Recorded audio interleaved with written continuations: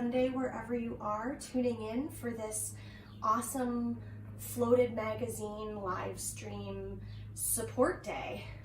The arts are something that always need our support, but especially now. So it's cool that even though we're apart and we can't do things in our creative communities the way we normally do, that we're still able to support each other and show up.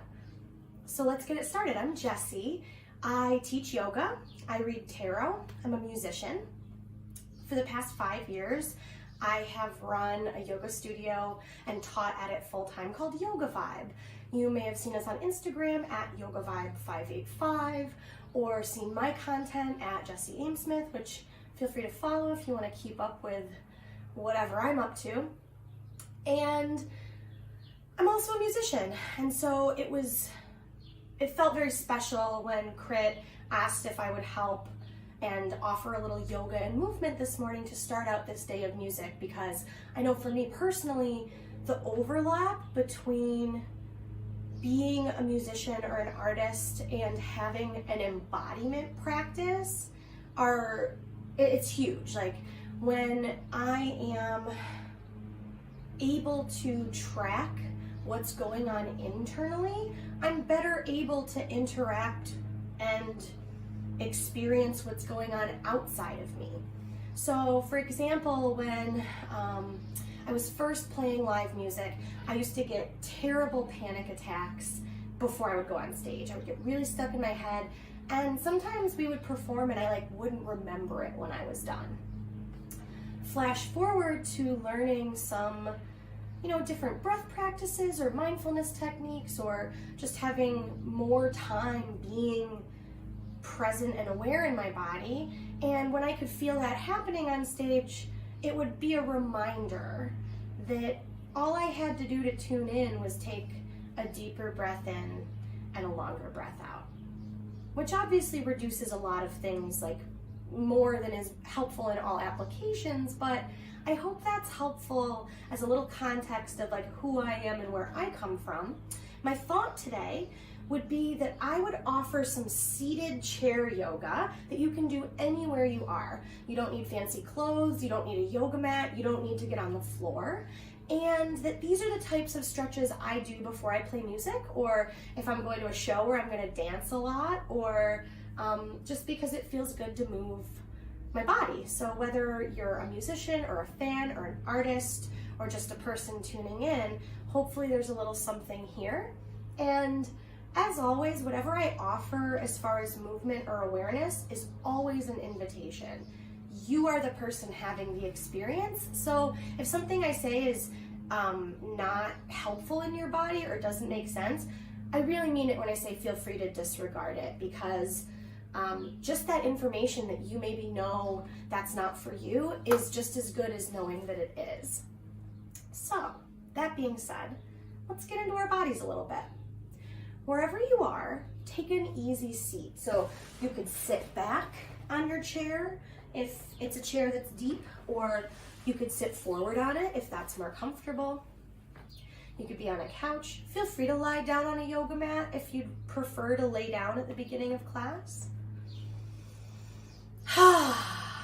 If it's safe to close your eyes, you can let your eyelids get heavy, or you can just kind of let your eyes get soft and maybe find a fixed point to gaze at that's maybe down the tip of your nose or on the wall or floor out in front of you. We'll take a few big breaths out. So maybe fluttering your lips. It'll be silly, it's okay. I mean, I'm alone in my house, I don't know about you. But a couple of times letting go of all of the air. So blowing it out, maybe shaking your face a little. It might be interesting to see what it feels like to push all of the air out at the bottom of your breath.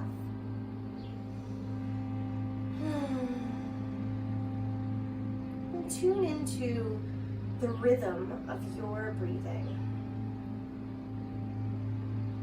You don't have to change it. It's not necessarily going to be like someone else's. What's it like to breathe right now?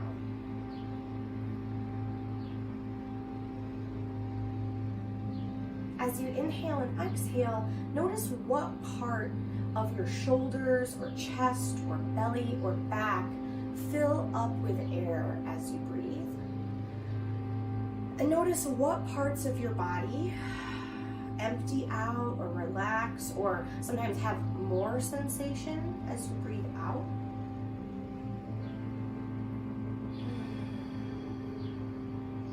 And if it's interesting, you might want to play around with making the length of your inhales and exhales the same. So as you breathe in, you can just count. For example, maybe you breathe into the count of 5, and then see if you can breathe out all your air for a same count of 5. And that can be any number. I just picked one for an example. I like to imagine that I'm smoothing out my breath from the very center of my body out towards the edges. So first, just getting some kind of rhythm or just awareness of the pattern I'm breathing in, and watching what that's like from an internal tracking kind of place. It can be triggering to notice your breath. So if things come up, sensations, feelings, thoughts, discomfort, that actually means you're probably doing something right. If you need to disregard the breath, by all means. You can just focus on the way your hands feel on your legs, or the way your feet feel on the floor. Another way you can practice breathing intentionally is by breathing in and out through the nose. So in yoga, we call a certain style of breathing through the nose the Ujjayi Pranayama, which translates roughly to like the victorious breath. And you practice it by sipping the air in through your nostrils and pressing the air out through your nostrils. When you do it, you're almost constricting the muscles in the back of your throat, like at your soft palate and the top of your mouth.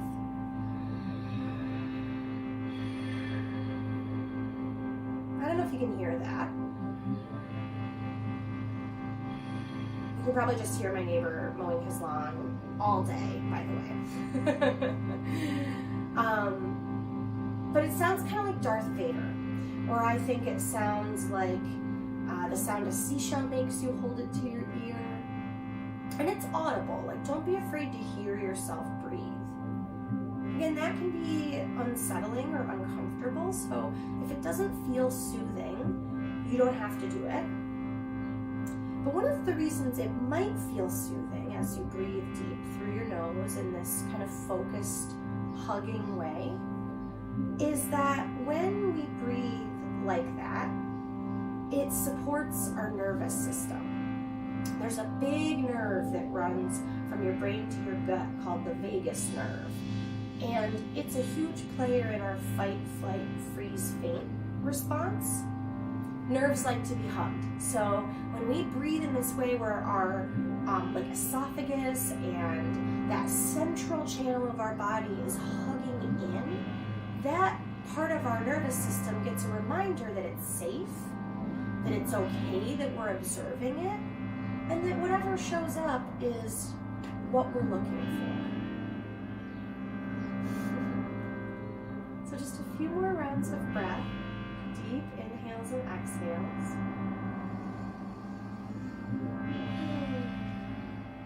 If you want, you can keep that equal parts breath, breathing in for a count, maybe even trying to extend the breath a little bit now.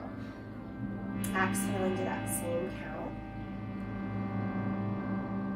You're also more than welcome to try a little breath retention, which means holding your breath at the top of your inhale before exhaling. A good way to practice that, I find in my body, hi Lemon, he's my cat, is breathing into a count of 10, holding for 3, and then just letting the breath go entirely. So if you want to try that, you're more than welcome to, or you can stay with some of the other offerings or disregard and do your own thing.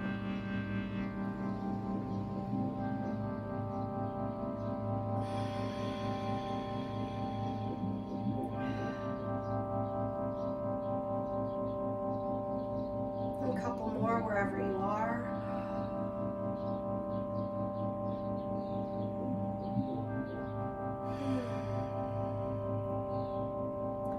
And then keep everything the same. You can stay with your breath. You can let it go if you want. We're going to add some simple movement with our head and neck. So first, drop your chin towards your chest. You might want to roll your shoulders back a little bit here just to offer some more support. And very slowly, very carefully, start to roll your head side to side, bringing one ear at a time towards the same shoulder.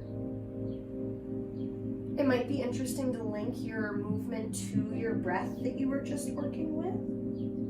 And you might just want to focus on the movement instead of movement and breath. Again, the whole point of this practice is to have an experience in your body. And so if you're doing that, you're doing it. There's no need to worry if it's right or wrong, if it's supposed to be a different way. Whatever's showing up is great, even if it's not great. The next time you have your right ear towards your right shoulder, keep it there for a couple breaths. If you drop your left hand, your opposite hand, so it's hanging in front of the chair, just the weight of your arm might add some nice stretch down the whole left side of you, or whatever side you're doing first. We're going to do both. You could also take your right hand and very gently bring it to the side of your head. Even just the weight of your hand. You don't have to push or pull, but just that added weight will add even more stretch. And even another option, if you're really feeling like it, would be to hold the side of the chair if it's below you or to the side and lean away a little bit. You can tilt your chin down or up and direct the stretch into somewhere that you need it. And then when you're ready to release, come all the way back through center. Maybe roll things out a little bit or move your head and shoulders around. And just notice, what does it feel like now to be in your body? Before we go to the other side, before we get to what comes next, remind yourself that checking in is the point. That when you're able to have a more present moment experience, that offers quite a bit, I find. And so when you're ready to go to the second side, if you want to go to the second side, you don't have to. I like to start by doing the same kind of exploratory rolling the head. It oftentimes feels good to kind of see what's still going on the first side as we transition to the second side. And so whenever you do get to the second side, that'll be your left ear towards your left shoulder if you're doing the same thing as me. Or you can do whichever side comes next for you. Again, I like to drop my hand. Sometimes I add my hand on my head, sometimes I don't. It really depends on how it feels. One isn't better than the other, more advanced. So no need to do the same thing on the second side. If you want to hold your chair and lean, or add anything like that, help yourself. And then we'll come back through the middle. So we're going to kind of work from almost like a top-down perspective here today. So we've explored some of our neck and shoulders. Welcome another cat to the feed. Now we're going to do some spinal movements and shoulder movements. So you can have your hands on your knees or legs. And we're going to do what's called like a seated cat and cow. You may have done this on all fours before. It's the same idea. You can reach your chest and shoulders through your upper arms. Maybe you look up towards the ceiling if your neck's okay with that. And then tuck your chin round your back behind you and go the other way. So back and forth a few times. I also like to move side to side personally, so don't feel like you have to move only front to back. You can, it's your spine. You can move it however you want to. The main actions we're getting here are flexion and extension, which are two of the big things our backs do. So even just this is so good for us, and it's a really great way to get in touch with parts of our body that may need more support or awareness than we know. After a couple more rounds of that, we come back through the middle. Bring your arms up overhead. So overhead doesn't have to mean literally over your head. It can be out to the side if that up above range of motion has impingement or pain associated with it. But wherever you are, see if you can reach up a little bit. So get your armpits moving away from your hips. One option would be to interlace your fingers, flip your palms, and press up. Oh. Wherever you are, you can lean a little bit side to side here and get some extra like lats and intercostal stretching. Those are muscles between your ribs. And then we're gonna twist. So it doesn't matter which way you go. I'm gonna twist to the right. That means my left hand comes to my right leg and my right hand comes back behind me. Whenever we twist, so actually let me back that up. A twist by definition is extension of the spine followed by rotation.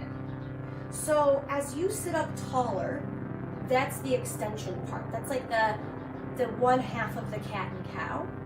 And then the rotation comes from sitting up taller, not from like cranking yourself around. So see if you can sit up nice and tall and then breathe yourself deeper into the twist. So come back to the breath, moving from the very center of our body out to the edges. Almost like you were blowing up a balloon or trying to just take up as much space inside as you have. If you want, you can look over your back shoulder for a breath or two and add a little bit of that rotation all the way up through your neck. If it doesn't feel good, you don't have to do it.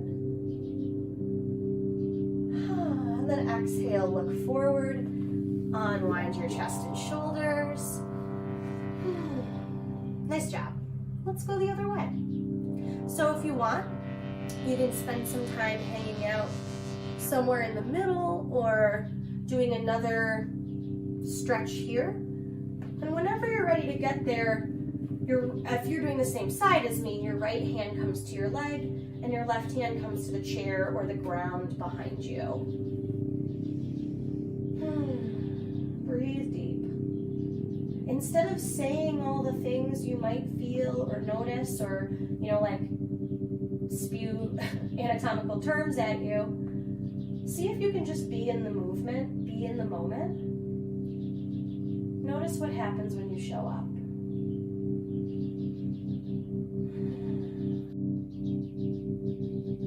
And whenever you're ready, follow your own lead to unwind, come all the way back through the middle. Give yourself a few breaths. Just notice, how does it feel in like this top half of your body now? We'll start to move down through the sides and into our legs a little bit. So bring your right hand over towards the side of your chair, the floor. If there's a wall nearby, you can press into it. And then reach your left arm up and lean to the side. Try to sit your left hip down more, almost like you were trying to get more space between your ribs and your hips. Option to rotate your chest and shoulders down to get more on the back side of your body, or rotate your chest and shoulders up to get more space on the front side of your body. And come all the way up. Ooh, other direction. So as you lean, see if you can explore how it feels to be in this arrangement. Like, what is here? What would you like to do with it? Come back through the middle. All right. Before we get into some hip stuff, let's stretch our wrists a little bit.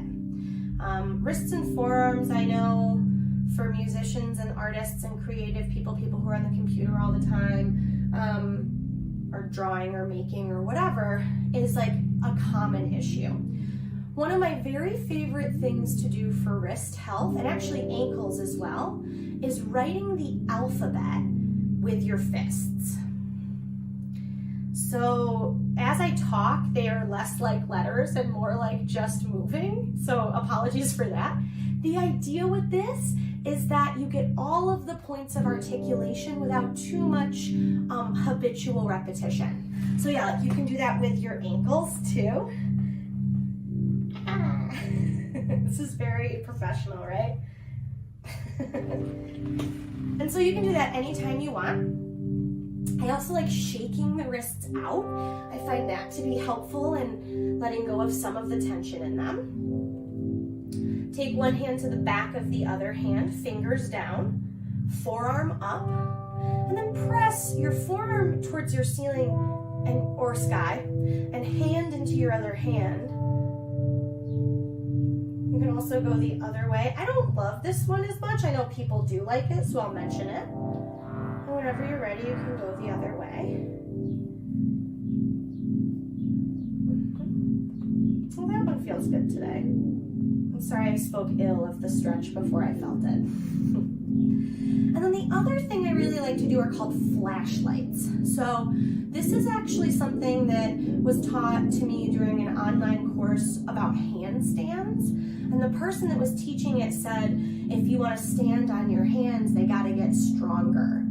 So as you open and close your hands all the way, you might find that you are fatiguing, that your forearms, hands, and wrists are like, WTF, why are we doing this? And you might also notice that your hands don't move so good in the same ways, whether you're left or right-handed, a guitar player, a drummer, like whatever the case might be, you might notice things are different side to side. You can also flick your fingers left to right, like you're getting water off your hand. You could also flick down towards the floor, or up towards the ceiling, or back at me, and then go ahead, just let it go. If your hands are tingling, that's cool. That means you got stuff moving in your extremities, the furthest places away from your heart. That's good for your cardiovascular system. It's good for the muscles in your forearms and hands. While we're at it, while our arms are tingling, we'll take just like an easy outer bicep stretch. So holding on the outside of your arm and reaching across. You can switch when you're ready.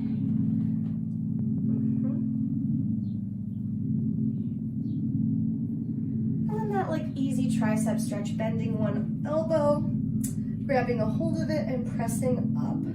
I like to add a side body stretch with that. All right. From here, turn to the side. I'm turning to the right so that your left outer hip is facing forward. And then you're gonna step your left foot back and drop your bent knee towards the floor. Depending on your chair, that might mean your knee's on the floor. That's okay. You could also step your foot further back if you'd prefer a stretch here. So that's the idea, is that we're stretching the front of the leg that's down towards the floor. I like to sit back towards the back foot. You can lift your arms here. And you could also take a twist here. That might feel good. And then we'll come back through center and over to the other side. So you kind of like shift your butt, step your back foot back. And again, come into this modified lunge. This is a great way for folks who have, like, are recovering from a surgery or have limited mobility to help strengthen things in a way that's low impact, that's like not full weight bearing. I find sometimes I get a better stretch than if I'm like struggling to stay up in something. So once you've done both of those, come back to seated. You're gonna wanna sit on the edge of your chair if you're not already. And then we're gonna cross the right ankle over the left knee in a figure 4 position. This is called seated pigeon, and it is a stretch for our external rotators in our hips. So the muscles that move our hip open away from the midline of the body. The way you're going to explore that is by pressing your top ankle into your bottom thigh and trying to move the backside of your leg away from you. Whew. That should be some doing. You've got options here. You can just stay put. Another option would be to fold over your legs. If you're lucky enough to find a kitty, you could pick them up. You could also take a twist here. You could bring a hand or maybe an elbow, depending on how long your arms are, to your foot. You could also pick your leg up if you're that type of human. And then we'll do the other side. So we'll cross the left ankle over the right knee, or whichever one you're doing. Whew. This might be real tight. So like on this side, this hip is really tight for me. I'm gonna lean my torso back. So instead of trying to crowd myself, I'm gonna give that hip joint more space to open. That's it. A couple more deep breaths. And then come back through the middle. Our last pose before we do a little bit of breathing and finish up for today is going to be a forward fold in a chair. So you can kind of sit however works best for you on this. And then really you're just going to drop your head and shoulders down. You can always have your arms on your legs if you need to. Just take a few deep breaths. Try to let your back relax. Try to let your breath come back into focus.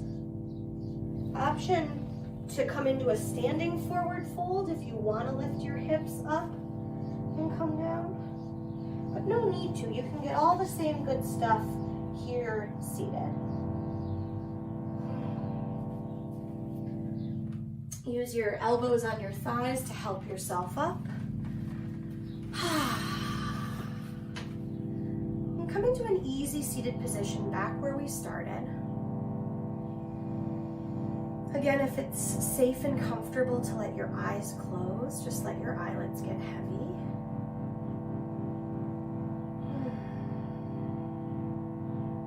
Tune into your breath.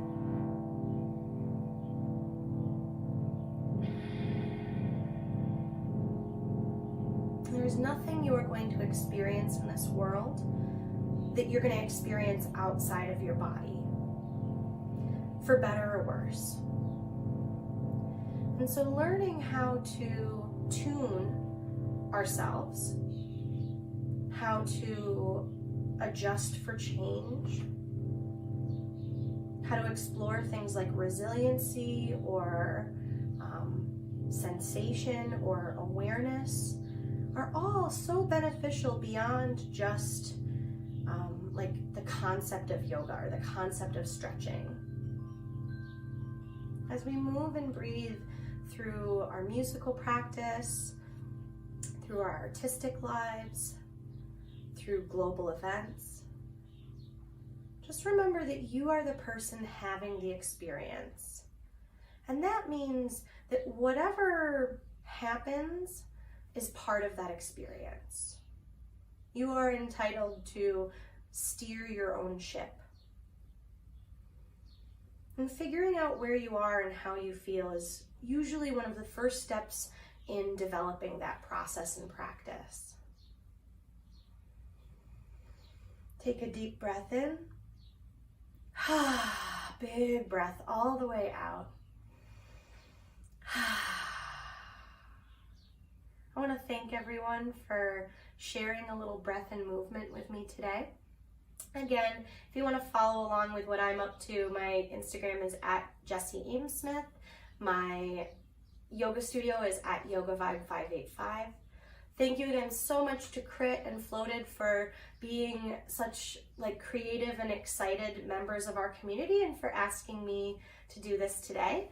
Up next is Josh Netsky from Maybird and a whole amazing lineup of talented folks. So stay tuned. I hope you have a safe and awesome rest of your day, and party on, yogis.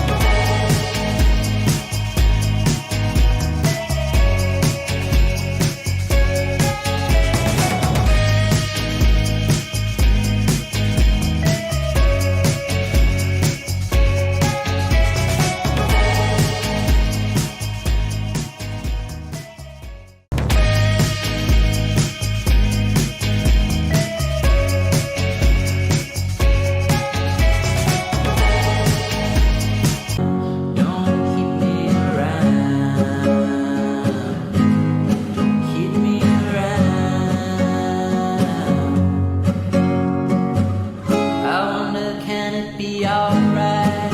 'Cause it was not so long ago, staying up all night and suffocating in your soul. What was that all about?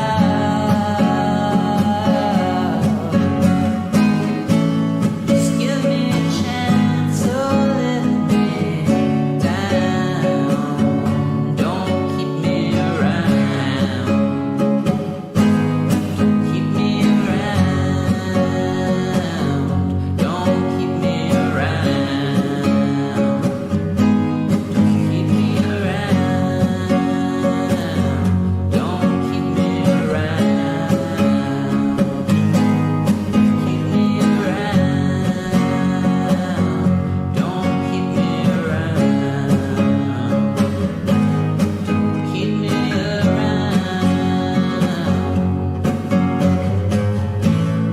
What was that all about?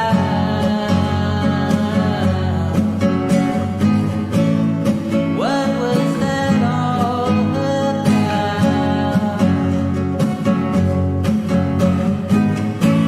Just give me a chance to let me down.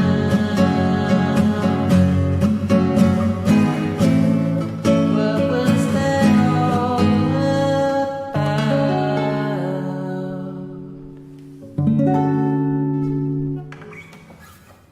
Okay. I'm gonna do an oldie here. Big Sun Explosion.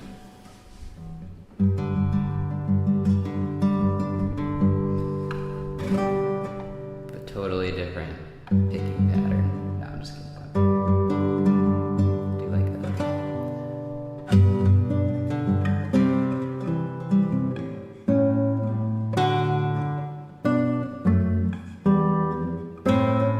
Okay.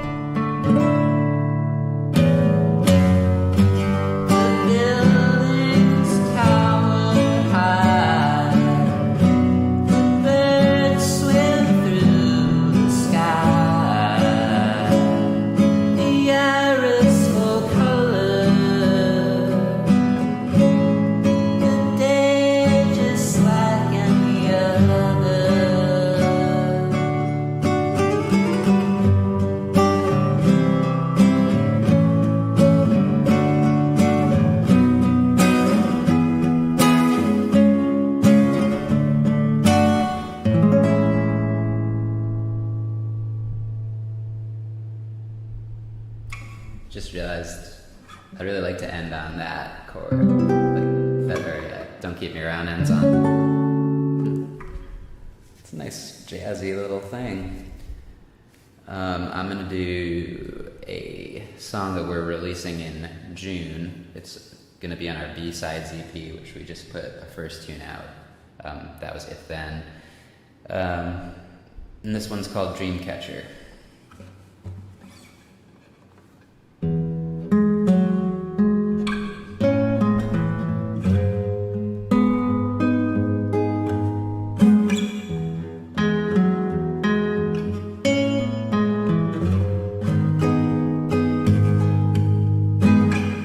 Son of a dream catcher, drunk in the spring flower, tired from a very busy night, slept beneath the soft of a fluid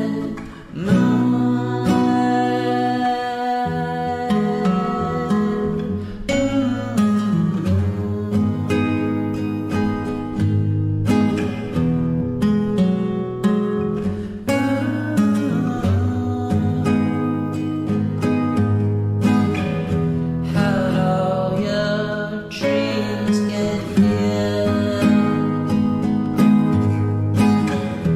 They leave and reappear, guardian from worry and from fear, ruler, judge and jury, overseer.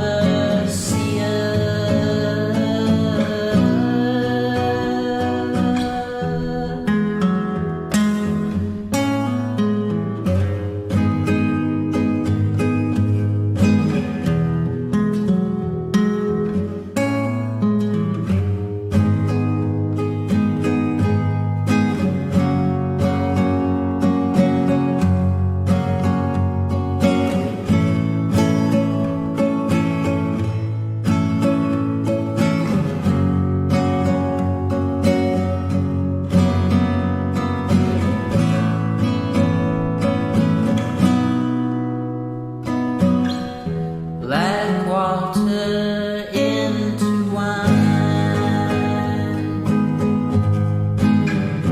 if we find taste with time,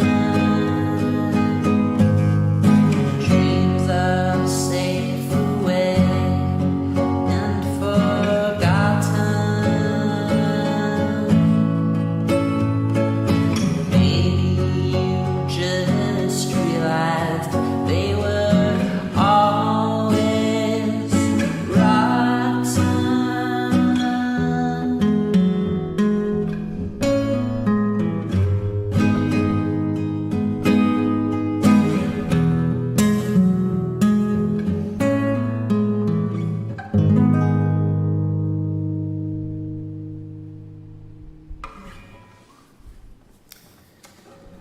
All right.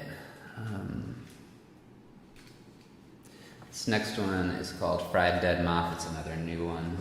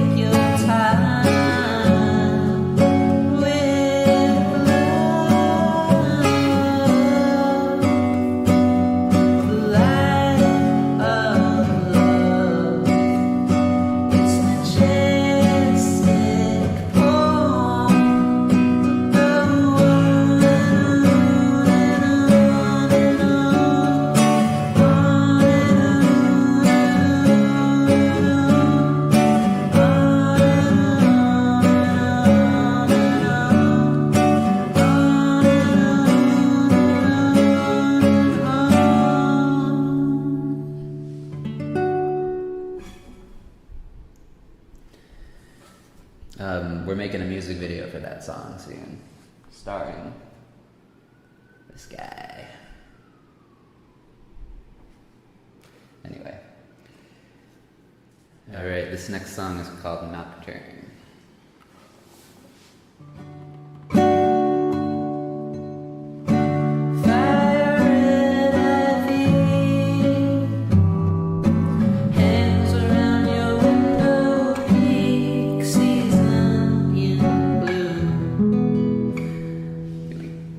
Bringing this up a bit.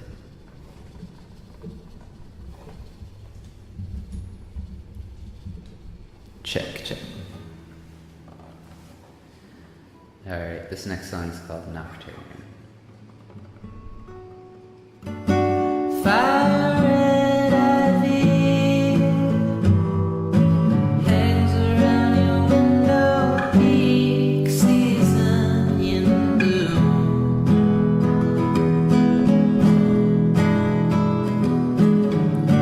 Where storm clouds meet, vapor goes stormies, keep it blue.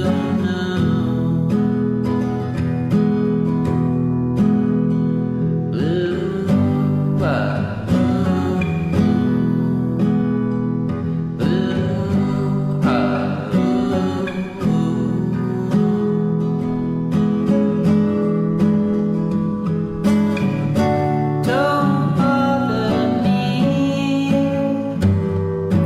waiting in the ocean breeze to be consumed.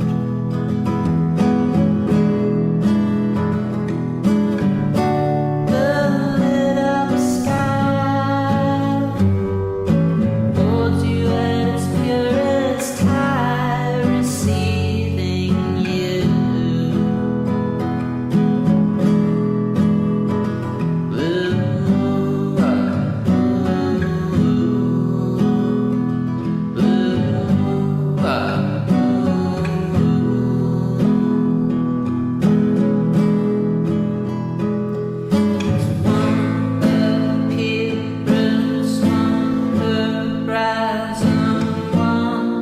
Sky that hypnotizes, see the stars arrange in clusters, nocturnes from our older brothers, love song for the cold departed, nocturne from the broken hearted, see the stars arrange in clusters, nocturnes from our older brothers.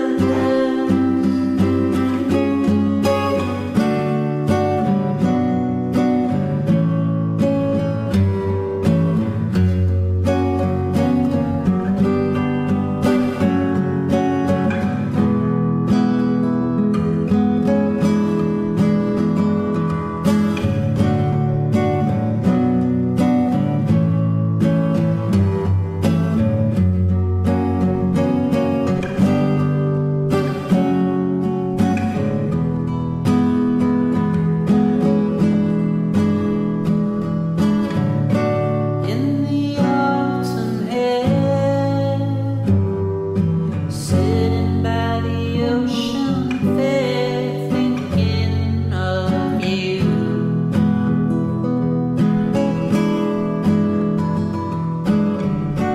Wishing on a rock,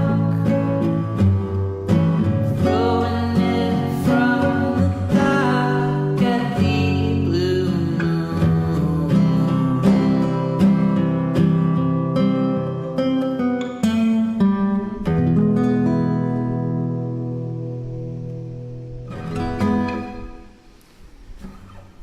Gotta turn the microphone down a little bit. Alright, got one more song for you. This one is unreleased and new, and I don't know what I'm gonna do with it yet, but it's just gonna play it for you here now. want to say thanks to Floated for having me, and thank you guys for supporting and for watching all the live music. Floated's always been like a great support system for the music scene in Rochester, so good thing to keep around. Alright, this song is also kind of quarantine-y, even though it wasn't really written. I wrote it like last summer, but it's called When I See You. It's kind of just about wanting to see somebody really bad. So.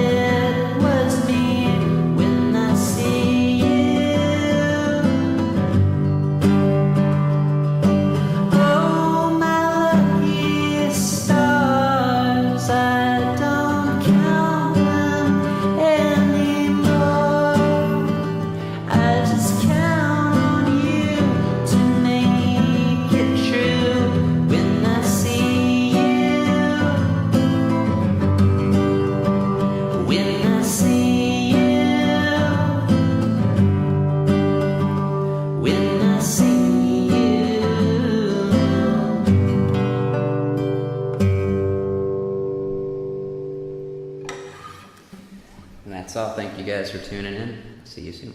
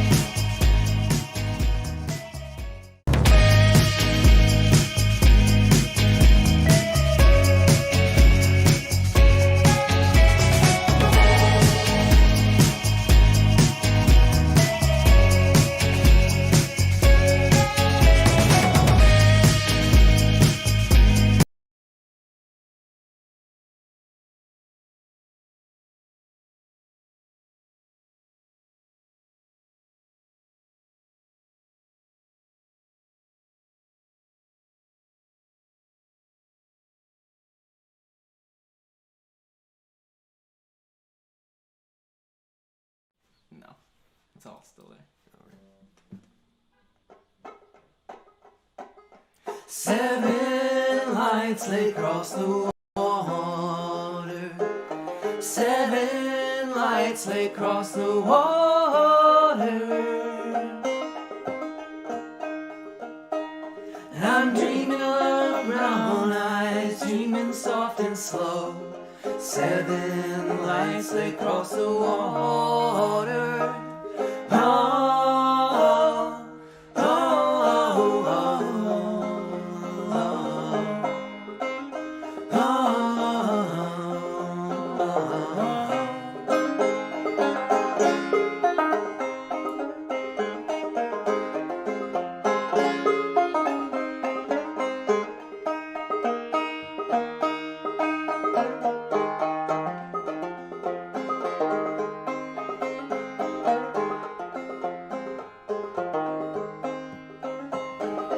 Day carries night for a little while.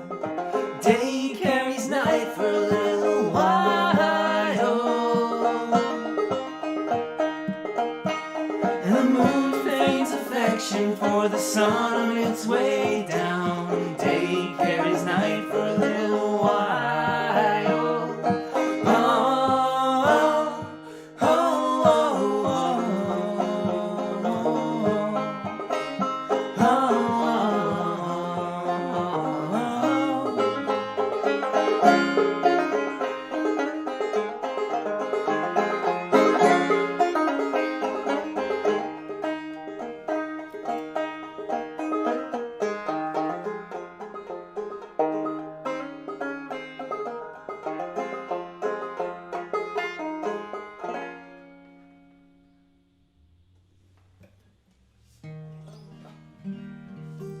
All right. Thanks for joining us. It's good to be playing for you all.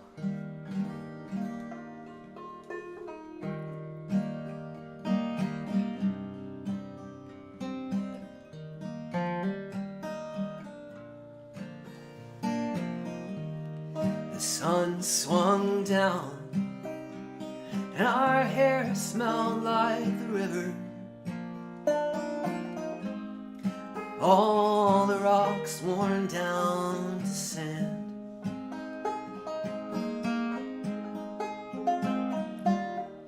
You can explain it any way you want to. I won't ever understand.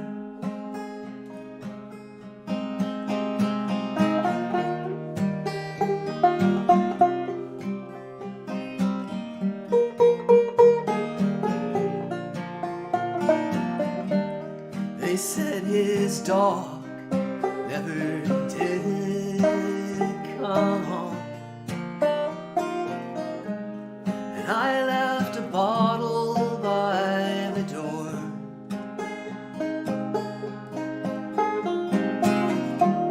Your coffee's strong and your light is sweet. And I won't be stopping by anymore.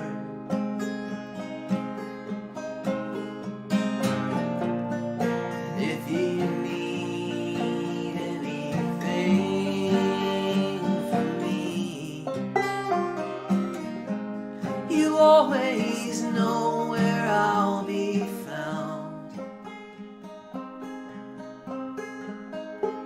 Where I'll be found.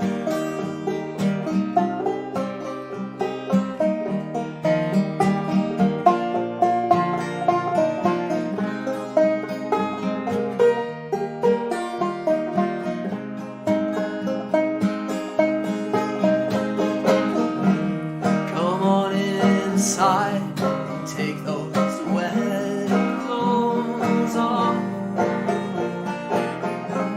before you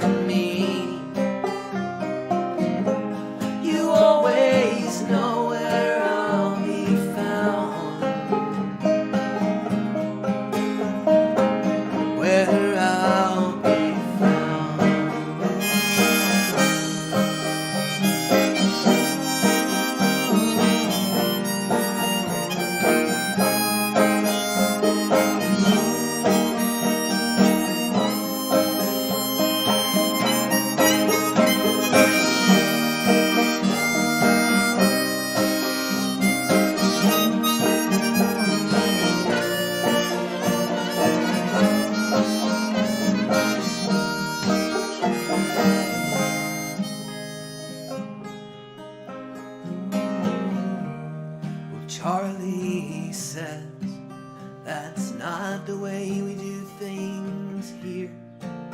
And there are wasps beneath the eaves.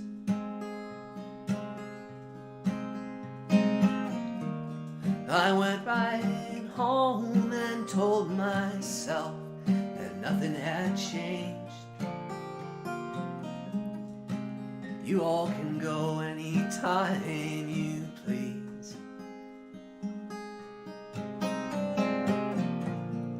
If you need anything from me, you always know where I'll be found. If you need anything from me,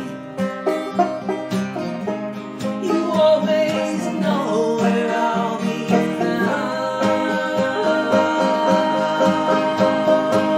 Where I'll be found.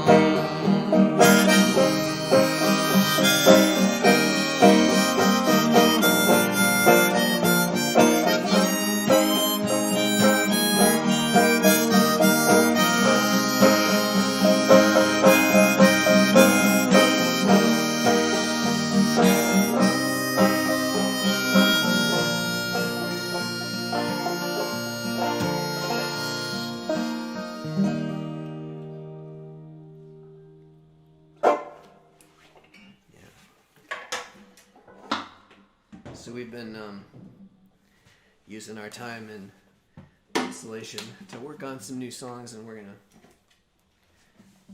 play one for you now. This is called Fossils.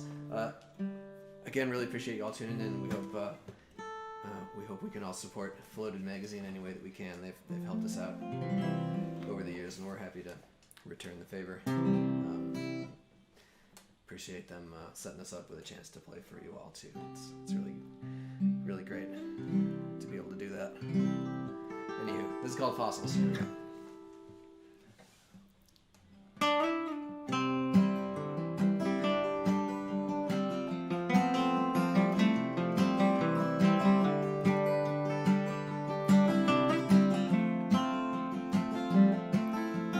Blackberries in August, apples in September. Oh.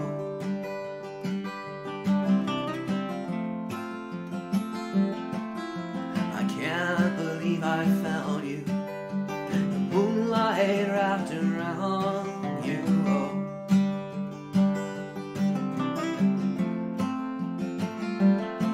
Someday we'll be forgotten. The woods took back the garden. Oh.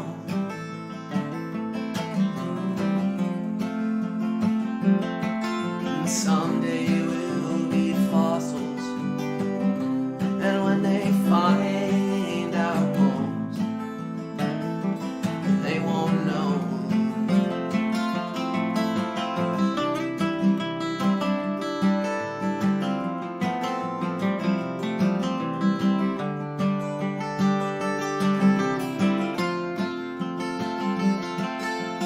Brook trout in springtime, bluegill in summer. Oh.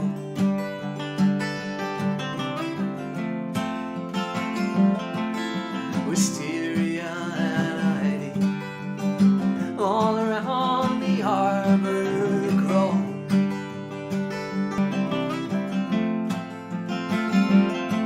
Someday we'll be forgotten. The woods took back the garden. Oh.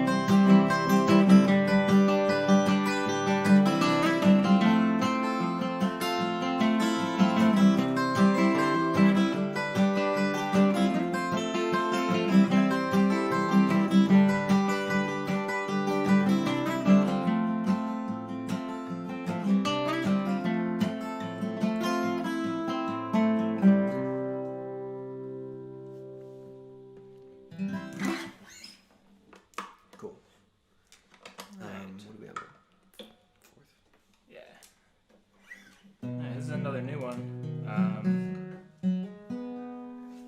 It's called I Wrote the Book.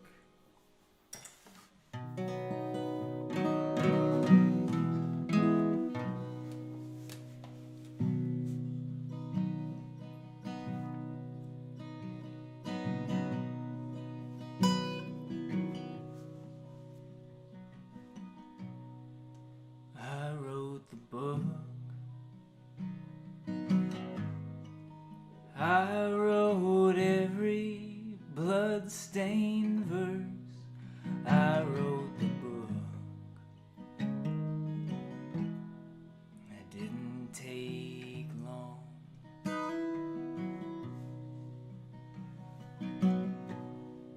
And I built a maze. I built a brick and mortar rib cage. I built a maze. The bird has flown.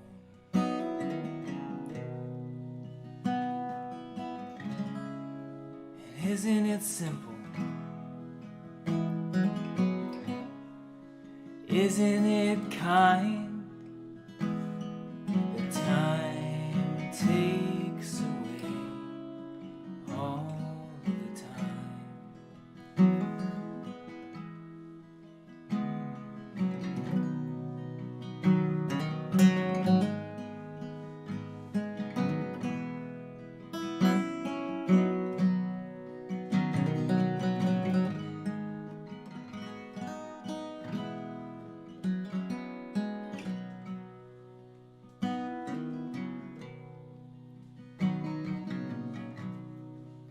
I wrote the book. I left room in every word. I wrote the book. And I did it alone.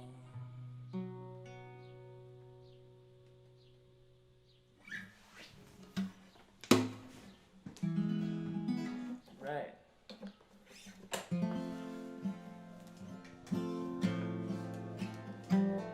Okay. This will be called A Little More Time.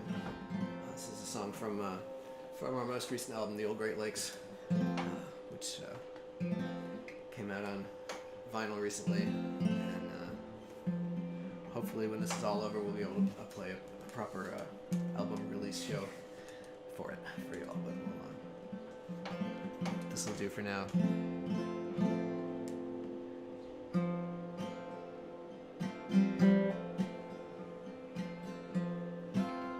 So I finally bid you farewell. Did my best impression of somebody who had never cared. And we were stranded in the stairwell. The doors were always locked. And I remember how we shivered there.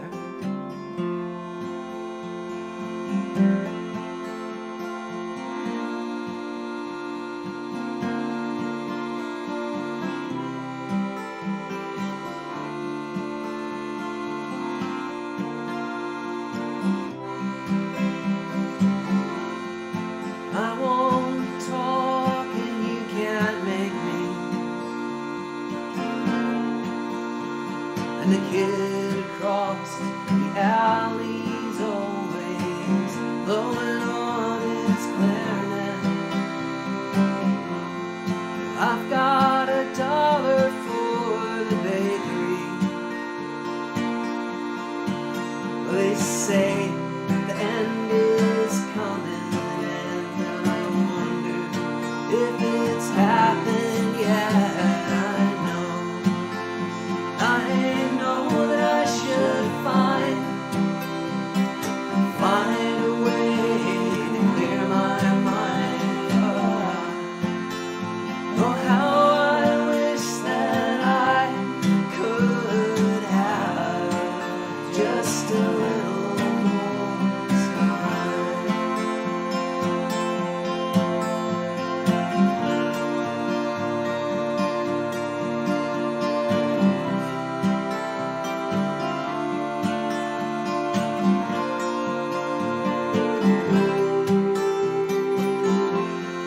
I don't know how long I'll stay here. Everybody's looking thinner, and I think that I'm in trouble. And there's nothing you can say, dear. All my bags are packed and ready for when the bricks begin to crumble.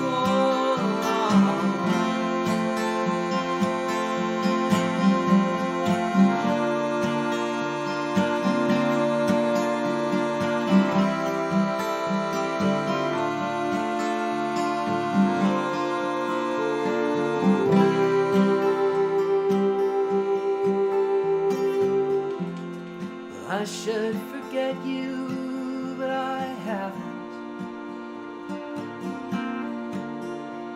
I just ran into Janie and she asked if I'd had dinner yet. And I'm precariously balanced.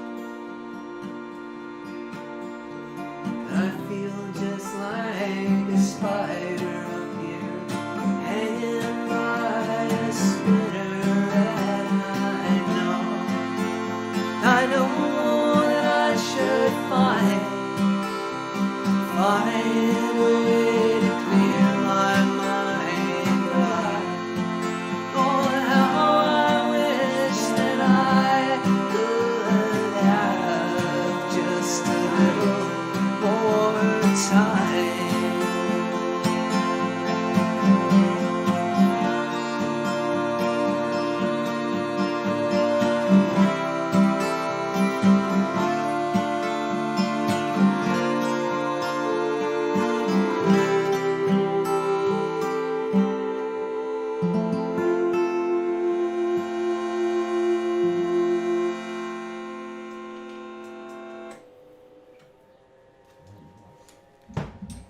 All right.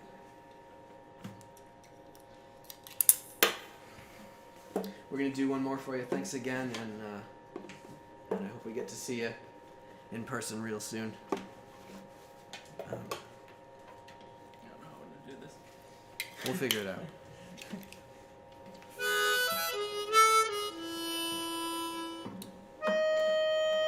E? Yeah.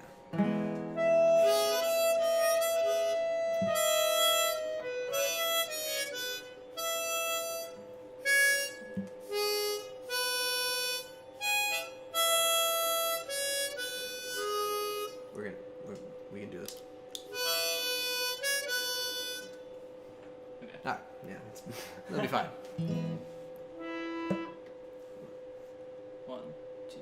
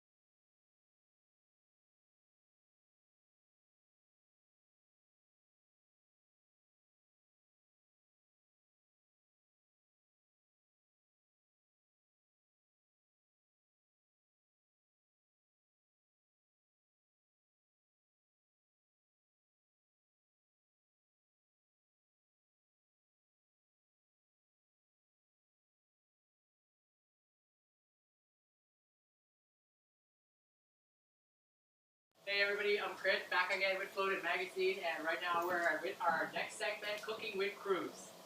Hi everyone, I'm Cruz. I'm the chef from Rala, and I'm here with Crit. And today we are going to make one of my favorite pasta. And for by no means, I don't want to insult any Italian or anyone out there. This is not traditionally. This is just how I would like to eat it or serve it at the restaurant. Awesome. So do you want to run us through the ingredients real quick on what we have? Yeah, so for the ingredients, I didn't list any measurements or anything. I don't, I think about food and I go to the store, I'll get it, and then I'll figure out what to do with the leftovers in the next couple of days. Try to use everything as much as possible. And it's not like you can go and buy a couple leaves of basil or like you can go buy this and that. So we're gonna do the linguine and clams with pork as listed. I said any pork product that you might have at home or any product of your pork product of your preference. I choose to do bacon because that's what I had on the fridge and I needed to use it. I didn't want to buy anything, but if I was going to go to the store, I would probably prefer to get something more Italian, maybe pancetta, something that it could be really good. And this pasta is also andouille, and I make it like a little bit redder and stuff.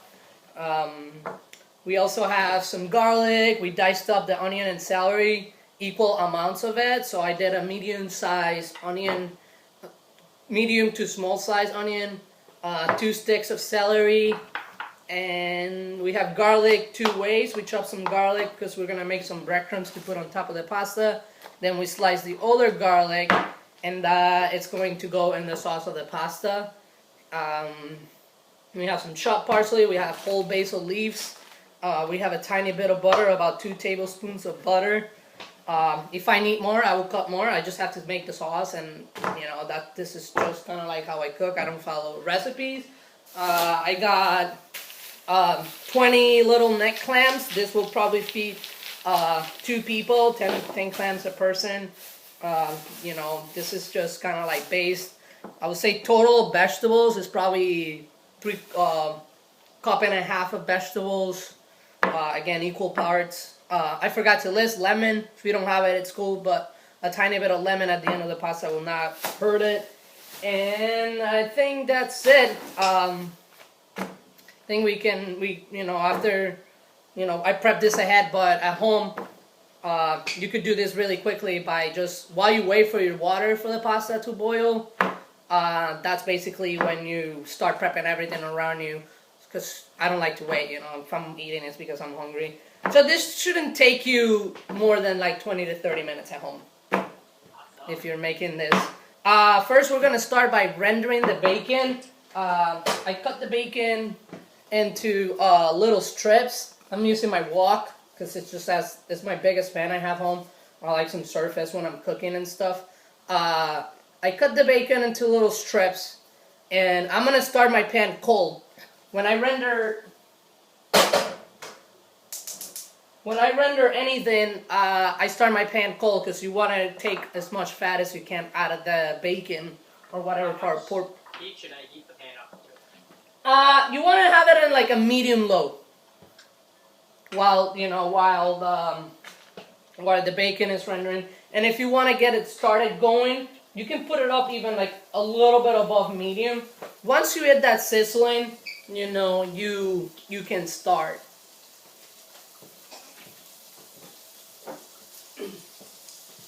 One thing that I like to do when I cook bacon or anything like that, there's plenty of fat in it, but since we're going to be doing something else later on, I actually like to put a little bit of oil because, we're going to end, it's kind of like gets the bacon going a little bit.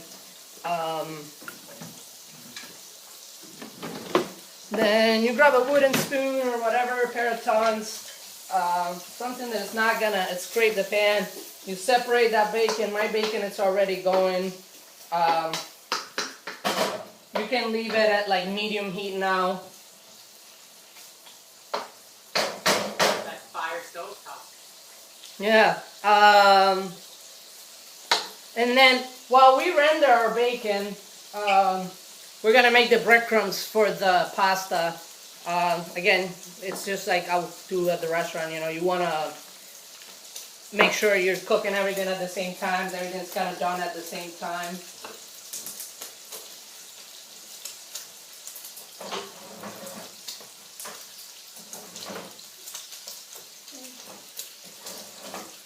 So what have you been up to? Not much. I've done a lot of running. Hanging out with my lady, which is something that I barely ever get to do. Enjoying the free time. And I did a pop-up for Rella, went really well.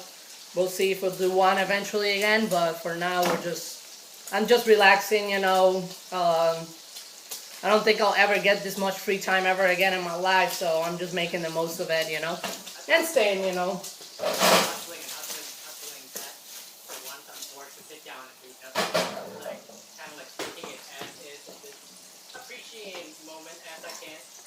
Yeah, I mean, what else you gotta make the most out of what you have at the time, so it's like, I can't go out, I cannot see most of my friends, I cannot, do anything much, so, I have been cooking a lot, I have been, getting a little bit out of my comfort zone when it comes to food, trying a little bit more like European dishes, Middle Eastern dishes, something that I would normally don't cook, What's but since I cook that you liked a lot lately?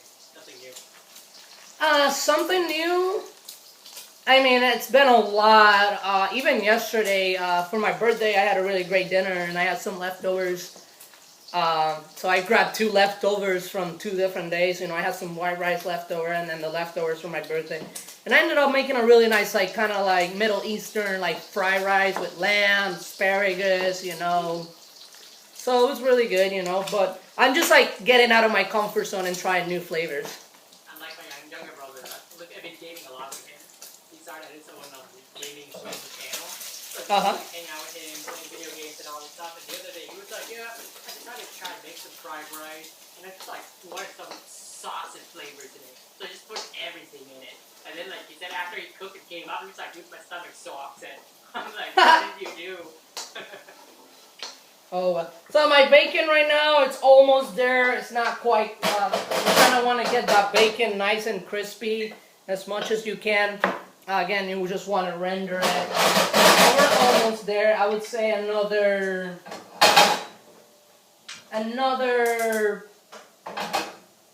30 seconds, I would say. Find yourself far away to go. I got electric Okay. stove.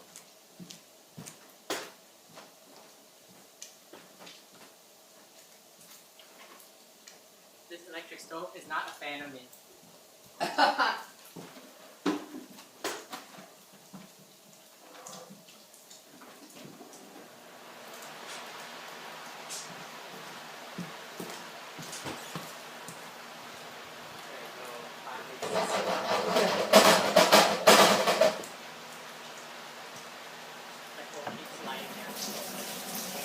Okay, now it's not going down anymore.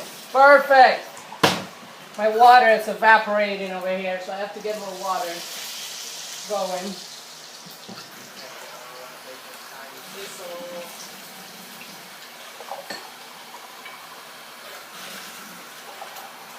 I'm excited for this one. Yeah. Even the So my bake. smells so good together. Yeah. So my bacon, it's about done. I don't know if you can see it very well, but it's nice and crispy. Just make sure your bacon is nice and crispy, not overdone. So you're gonna take the bacon.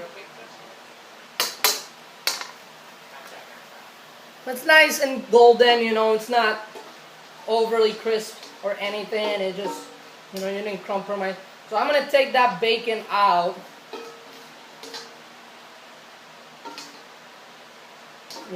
Take all the bacon out, leave the fat in the pan. You want that fat. You want me to wait for you, Cred, or you want me to keep going, or? If you want to give me a couple minutes. I'll give you Something quick. Yeah, I'll give you a couple minutes. We'll hang out. We're hanging out. So while you wait for your bacon, because my bacon went a little bit faster than I thought, Uh, let's do the breadcrumbs, that's where. So So for the breadcrumbs, we're gonna grab whatever pan you have. We're gonna make these breadcrumbs in a saute pan. We're not gonna make a lot of breadcrumbs, but if you want to make a lot of breadcrumbs, these breadcrumbs are essentially good on almost any pasta. So you're gonna put a good amount of olive oil in there, almost to kind of like cover the bottom of that pan. You're gonna set it in like a really low heat. Get that pan kind of like going. Not so low, a little bit above low. So I'll set mine a little bit higher since I have electric pan. yeah, just like yep. So for the breadcrumbs, we're gonna grab that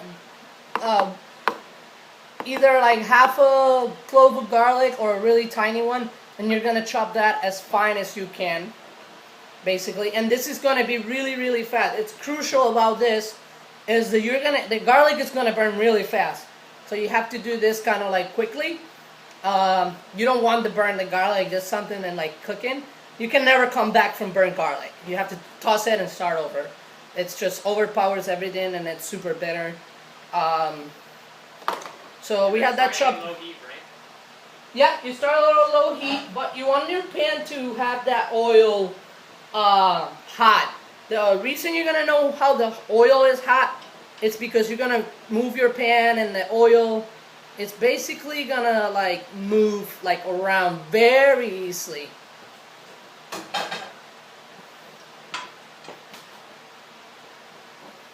getting there. Awesome. This is Thank fun. you everybody for, taking interest in cooking with me and Crit, because I'm not cooking alone today. So, I know, this is like Thank- the first time I'm not cooking like with someone that I'm dating or together. I mean, this is fun. it's okay. So my oil, it's pretty much there. I'm just gonna grab my phone and bring it here so I can show you everyone. This is gonna be super easy. Do a little flip. So my oil is there, it moves really easy. My water's back there, waiting to boil again. This is the amount of fat left over when we cook the vegetables. We might have to add a little bit more, but so my oil, it's right there. I'm gonna grab the garlic real quick here. I'm gonna bring everything close to the stove so Garlic, it's easy. the breadcrumbs, and then what else do we need? Garlic, breadcrumbs, a little bit of parsley, and the oregano.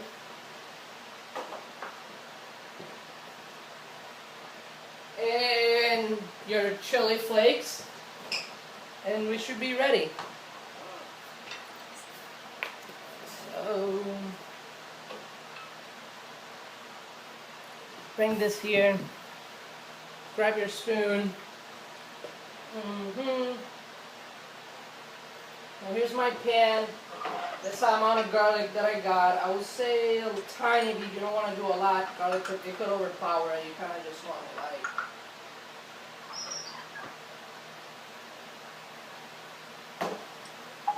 So my garlic is getting cooked right now. You can see right there. I turn the heat up to more like a medium since I'm in control of the garlic. And here we go. This is an Alclad, dude. I got this at Marshall's, but Alclad is probably my favorite brand for pans. They're just really nice. They'll last a long time. So I can see my garlic, it's starting to turn a little bit brown. And this is kind of like when the magic happens. I'll give it a little bit more. You're going to stop seeing the bubbles kind of like disappear because that's the moisture of the garlic is coming out. And add a little bit of, you're going to add a little tiny pinch of oregano here to bloom the oregano right in the oil. You're going to do the same with the chili flakes. You can add as much as you want. Spice is preferred. you know, like that much. And then you want to add some parsley in there. The parsley is gonna fry it up. You take it out of the heat, you stir that. Once the parsley is done frying, you're gonna grab your breadcrumbs and you're gonna toss them in there. How do you know when the parsley is done? You shouldn't see any bubbles around it, you know, or very little bubbles. You add the breadcrumbs in there, and then you stir a little bit. And now you're basically just gonna toast the breadcrumbs in here. Essentially, the breadcrumbs are gonna coat in the oil, as mine are right now. And then you're gonna toast them in the pan. But you kind of want to toss everything. You don't want to leave it as it is, because then the stuff that was cooking in the bottom, it's gonna keep cooking, and then you're not gonna have that nice, you know, like golden garlic. You don't want to burn the garlic again. So mine are toasting over there. I'm just gonna. All right, I'm gonna put this right here. When they're almost done, I'll show you. Yep. You can toss a pinch of salt in the breadcrumbs. You kind of season everything a little bit. And you said the breadcrumb is kind of to give it texture to it. Yeah. Yeah. I like putting a little bit of breadcrumbs in some of my pastas. It all depends what I'm eating. But, you know, there's nothing like this gonna get this much texture like on a pasta. You know, like, you know, these breadcrumbs are gonna be really nice. And again, you can put this on anything, you know. This is essentially like Italian breadcrumbs that you will buy it at Wegmans or anything. So it all depends on the heat. You know, once the breadcrumbs are there, you can crank it, and you know you want it to be golden brown. So mine are getting there. I have it at medium. I have my stove at medium heat right now. Yeah. So it's my house smelling already really good. The garlic and the oregano are just a really nice combination. So mine's are. Yeah, exactly. Yep. So my breadcrumbs are almost there. How are you looking on the bacon? Are you done with the bacon? Yes, sir. I just put the bacon down a second ago. All right, perfect. So now that you took the bacon out, we can start working on the pasta. So you got the fat there. I'm gonna turn mine on, heat up the oil again. Get that oil nice and warm. My breadcrumbs are almost there. Ooh, I see. Now it's kind of brown. Okay, what you're doing now? Yeah, the breadcrumbs are gonna, you know, you kind of want to toss them. And when you're done tossing the breadcrumbs, make sure you lay them flat on the pan. So you're having an even cook all around, you know. And you kind of like want to leave them a little bit, stir, leave them a little bit, and stir. So my bacon fat / olive oil, it's getting almost there. I'm gonna grab the sliced garlic. You know, I sliced that a little bit on the thin side. What's the Really- reason behind slicing it versus slicing? The reason why I kind of like do these things is that it all depends what kind of flavor I'm trying to extract from the garlic. You know, for the breadcrumbs, we're dicing it. We're chopping it really small, so it kind of like coats around the garlic, around the breadcrumbs. And I'm gonna make that a little bit on the brown side, so it's gonna have that more nutty flavor. For these, we're not gonna kind of like saute very much. We're just gonna confit in that fat that we have. So this is just gonna give you a more neutral, kind of like on the sweeter side garlic. When that one, it's a little bit more on the more nutty flavor. So this is not gonna get much color, you know. Which, as I'm talking to you, explaining, my pan got too hot. So if your pan gets too hot like me, don't put the garlic in there yet. Just wait. You know, be How patient. hot should it be? It shouldn't be that hot. It should be warm that when when the vegetables touch the, oh nice, dude, these breadcrumbs are nice. When the vegetables and the garlic, oh nice, yeah, look at that. Just put it aside once it's situated. Yeah, when it's situated, you can put it in a container that you know. Again, this is good. You can leave it outside; it will be fine. You know, all this stuff is like, you know, basically like pantry condiments. So mine has got probably my probably another. Container that's sponsored by Rella. Yeah. My go-to container.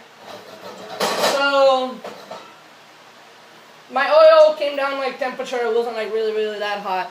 So I'm, you know, like I will add like if you're at home, which you are, add like a small clove of garlic. My clove of garlic was a little bit too big, so I'm gonna only do half of it. You know, and you can hear the garlic kind of like start sizzling immediately, but not cooking really hard. So we're gonna add the garlic to the fat. We're gonna add a little bit of pinch of salt, not a lot, just very tiny, small pinch. We're gonna toss that around, swirl it. We're gonna add a little bit of the chili flakes. Again, this is just preference, how spicy you can tolerate. If you don't want to add any, you don't have to add any.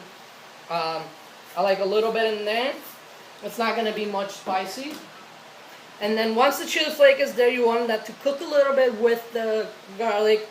What happens here is blooming, so the chili flake is gonna like open up and release more flavors across all the oil.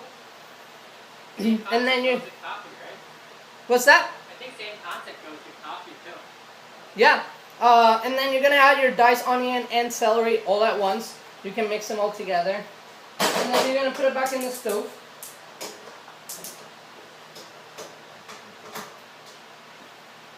And then once it's that put in the stove,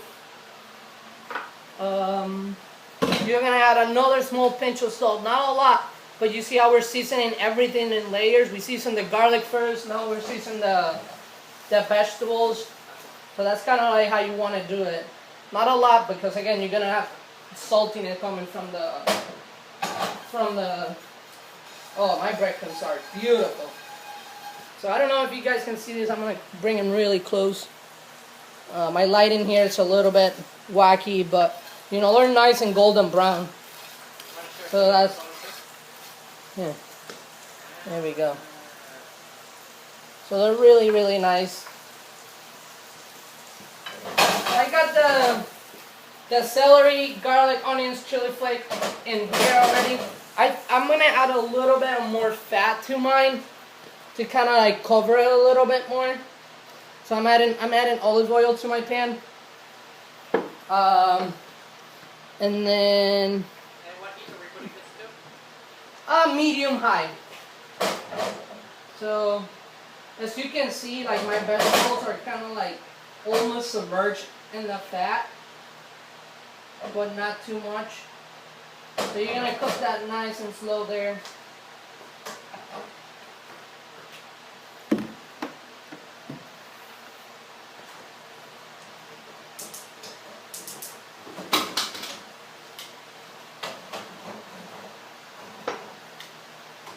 I'll be right back. I'm gonna put my breadcrumbs in a container.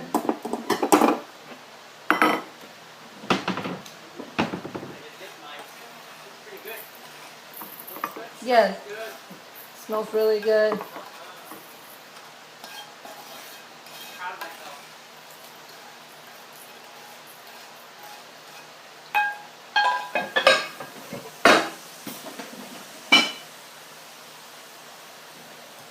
So the best thing about cooking that no one tells you about is that you don't have to do the dishes if you're cooking for someone else. But if you live So by right now- yourself, then you're out of luck. And if you live by yourself, you're out of luck. Yeah, you cook for yourself, and you know, if you were living by yourself and anything, you know, again, I'm all about being like productive and doing everything like all at once. So when I sit down to eat, I'm eating my meal and I don't have to worry about like, oh shit, I gotta clean the dishes after I'm done. Like right now, as I'm waiting for things to happen, I will probably be cleaning my dishes or something. The vegetables are cooking nice. You don't have to stir them much. Again, they're like on the medium size right now. I lost boil on my pot, but that's the next thing. For pasta, for my linguine, I prefer long pasta, so I grabbed some spaghetti. Whatever pasta you guys prefer, you can do. For my pasta water, I like it to be heavy on the salt side, but not too heavy. Again, you got to think about what you're cooking. The clams are going to be a little bit on the salt side. They're going to be very briny. So I'm going to salt my water.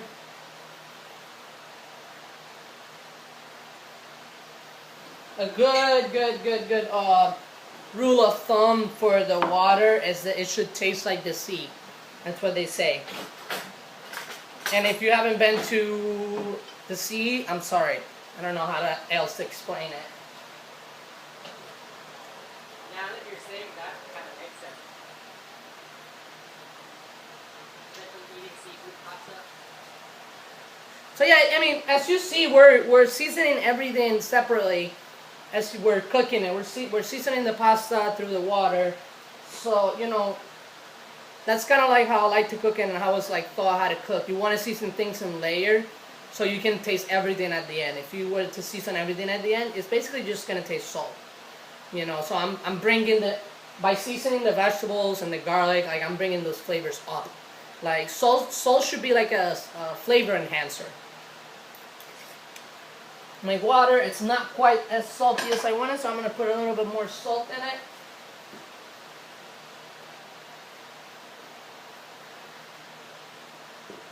So what we're doing right now with the vegetables is it's an Asian basically cooking technique called confit. Confit is when you cook anything on any kind of fat. So you probably heard of like probably the most popular thing is duck confit. It's when you cook the duck in fat, and back in the day when they didn't have any refrigeration, they used this cooking method to preserve the food. You know, because you can get more, you know, if anything with high fat content like that, or, you know, high acid like pickles and things like that, that's what, like now we enjoy those things, but that was the way that they preserved things back in the day. So you want to cook these vegetables until they're translucent, which mine probably have another 3 to 4 minutes. You kind of want to time it right so your pasta comes out at the same time. When my vegetables are almost there, that's when I'm going to throw my pasta. You cook your pasta to basically your desired doneness. My rule of thumb that I try to follow most of the time. So whatever pasta you have, I look at the timing. So mine says cook time, it should be ready in 9 minutes, or al dente in 8 minutes. So I like my pasta al dente. Here it says 8 minutes. I will do 7 minutes. I always go a minute under of what the container says, and then I'll check it, and you know, and see where the pasta is, and then when we get there, I'll tell you guys why I like my pasta on the underside. It's so vegetables are almost there. 2 more minutes. Smells really good. You can smell the pork fat in it. It's just like really, really nice. Oh yeah, I smell the bacon. Yep. So I got my little neck clams right here. I got these from Workman's. If I ever get any seafood when I'm at home and I don't take it from work, I would say some of my favorite place to get seafood is definitely Wegmans and Palmer's. Like I would not get seafood anywhere else unless it looks really good, you know. But like those are 2 of the places that I trust, and that's just personal preference. Whatever, you know, float your boat, you go for it. So I'm gonna grab my phone right here, show you guys everything how. So, you know, I don't know if you can see very much. You know, the vegetables are kind of like what you would call the water simmering, where they're cooking very, very slow.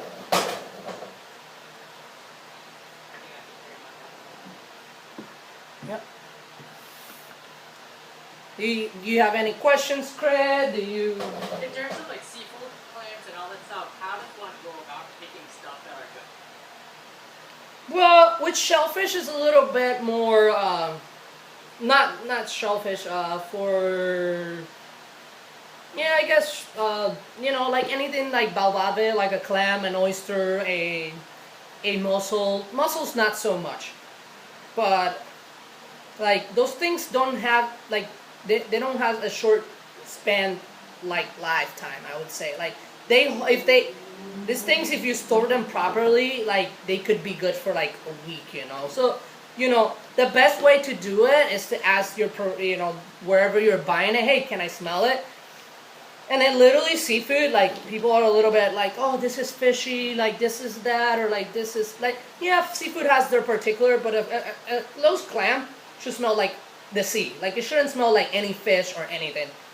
Yeah, you should smell it and it should smell like the sea. Like, if you get any weird whiff, just, hey, can I like try something else? Or just walk out of the store and go to somewhere else and, but it's all about smell, looks, but particularly for clams or all that stuff, it shouldn't smell like much more than like, the brininess of it, So I got my clams here. My vegetables are almost done. My pasta water is, it's a little bit almost boiling. So one thing I didn't do, and if you're doing clams, do this, is rinse them first. See if they have any salt or anything. So I'm gonna rinse mine real quick.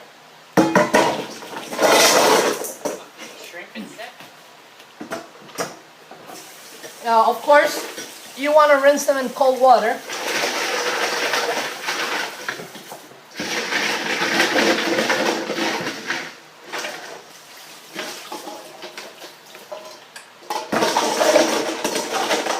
So for the most part, my clams were pretty clean. I'm just doing this out of a habit because this is kind of like what I would do.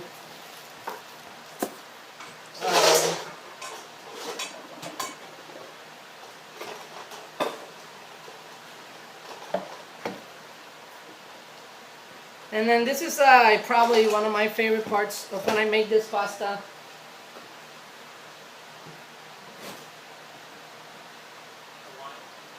The wine part, So when I make any food, like I like to get a wine that I will enjoy with the meals because I'm gonna cook with it. So for this particular pasta, or like basically when I use any white wine, I try to get a little bit of sweetness out of it, or like a more like how would I say it? A more bright flavor out of the wine. So I grab a Vermentino. Vermentino is probably one of my favorite white wines. It's pretty affordable. I think this bottle could be like $12, I'd say. It's good cooking wine and it's good wine to drink. So have a little drink while you cook, have fun, enjoy yourself. You're at home. Home cooking is the best cooking. Yeah. Nice wine. While you're at that, I'm gonna crack my can up. And Jay, So my vegetables are all kind of like cooked and translucent. I'm gonna show right here. So the vegetables are ready, and then here we are. That's ready. My water is boiling. The season of the water is nice. So the first thing I'm gonna do, I'm gonna open the pasta and dump that in the water.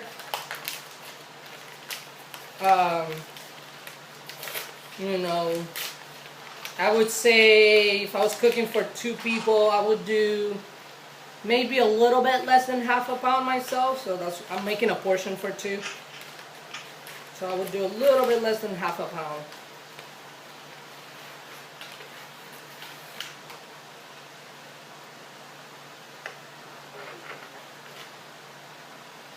Yeah. Trust me, it might not look like much, but pasta goes a long way. I bought out, I looked in a box and it says 2 pounds and it looked like almost half a box. I was like, oh no. No. Like for you will be a quarter.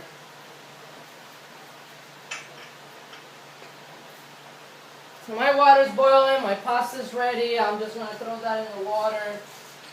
once I throw it in the water, my pan, you know, it's not. I wait until the pasta's basically. I'll wait until the pasta's basically all the way down in the water. You know, like my pan is not big enough, so you know, it's kind of like in there. Grab your tongs, give it a little stir, you know.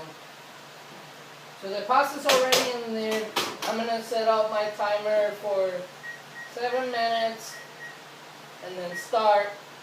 Then in 7 minutes, you know, you want to stir this a little bit. My vegetables still going, you know. Now, I wash my clams. I'm gonna come in here.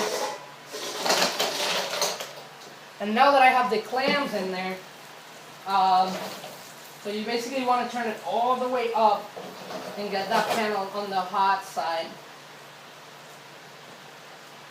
Once the pan starts getting kind of hot,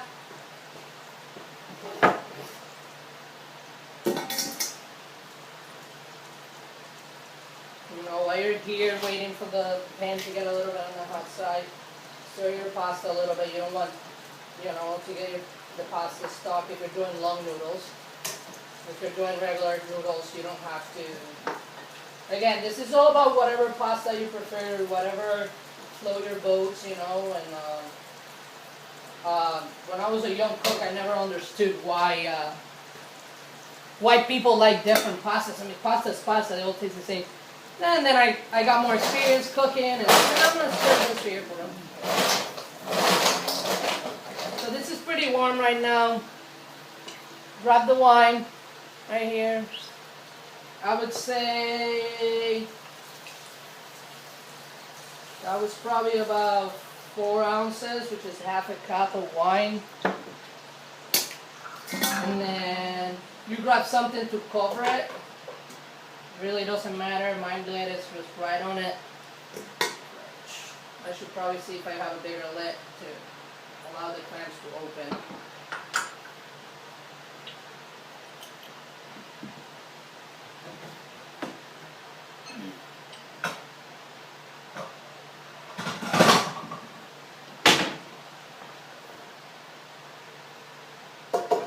And then you're not adding the bacon back into it yet, right? Yeah, we're gonna put the bacon back in it again. Just when the pasta's almost ready. Again, we got that bacon nice and crispy, so we don't want to lose a lot of that, you know. Like if you leave the bacon in there, like the bacon will sag up with the wine and all that stuff. So you kind of want to keep that really nice. How's everybody doing? Is everybody having fun so far? So now basically for the sauce where you're just waiting is for your clams to be open. Once you see your clams that are open or almost, you know, almost there, that means that they're ready. You should take somewhere, you know, 3 to 4 minutes. It all depends on the size of the clams that you can get. Mine are boiling. I can see it. I have a little small lid in it. You know. Yeah. Yeah. So you just want to basically, when you add the wine in there and the clams, you want to cook the alcohol off. So when you smell it, you know, it shouldn't smell like alcohol, which mine still does. You kind of like want it to smell just kind of like wine, kind of like get those characteristics of the wine without the alcohol. That's why. Yeah. So we're right there. We'll stir the pasta again. It's probably gonna be the best meal I've ever cooked. Oh, maybe we can do more, so you can cook more better things. About Let's see if people like it. If they like it, maybe I can do this, you know, once a month, or you know, depends on the demand. I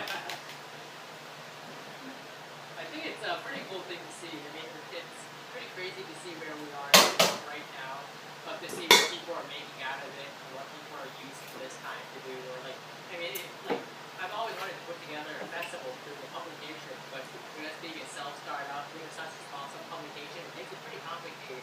But now that everything is all not worrying about so many big giant factors that we used to have to worry about. So if everybody's able to actually kind of tune in, and be able to actually see what we're trying to showcase, be able to check all these things, music, restaurants, breweries, even on Sunday morning itself. I mean, this past morning that we have the yoga instructor going on. So I mean, like we have Jesse coming and doing yoga. Yesterday we have Katusha coming and doing cocktail. I mean, stuff like that. So I mean, we're hoping that going forward itself, even though we're so stuck inside, we can't have fun. So we're gonna try and Oh, yeah. more and more stuff so that we can keep people. Yeah, I mean, since I met you, it's just always been great. I appreciate what you do for this town, and it's awesome. Someone that's not even from here that just appreciates the culture and the amount of talent that Rochester has to offer. And, not just only in the cooking world. There's so much more out there. They're great bartenders. They're great, musicians. Oh, yeah, Great to see what all we have in a city like this. I mean, you don't have to. It goes to show you don't have to be in a big city to be able to have all this stuff that's going on. Oh yeah. So my clamps are real quick. My clamps are just opening up. At that point, I will just probably take the lid off. They're kind of like they don't need that steam. They kind of like got the steam that they needed. Let's flip real quick. You can see some of them are not. That's fine. Again, you keep. My wine is basically completely all cooked up.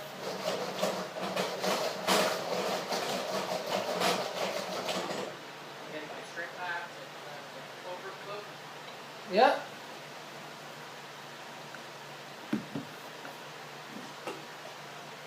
I'm gonna put my lid again. I kind of like cut that close. Again, that's the thing about cooking.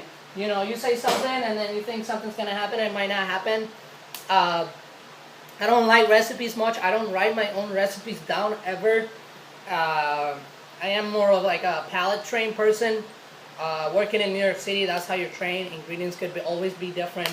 A lemon could be more acid than the other lemon. So it's all about tasting, adjusting as you taste. So that's my philosophy in cooking. That's my timer for the pasta. So I turn that off. Before I dump my pasta into anything, I want to see the texture of it. Again, it's just like a little bit on there. Yep. Mine does still a little bit crunchy. So that's exactly what you want. When you're And for the vegetable water that we have, what do we do with that? Do we let it keep going for the moment? yeah, but you want to have some liquid in there. You still want to have some wine and the oil that you have in there. And then my pasta is ready. Most of my clams are ready. Some of them are still not open. I'm just gonna transfer the pasta to the pan.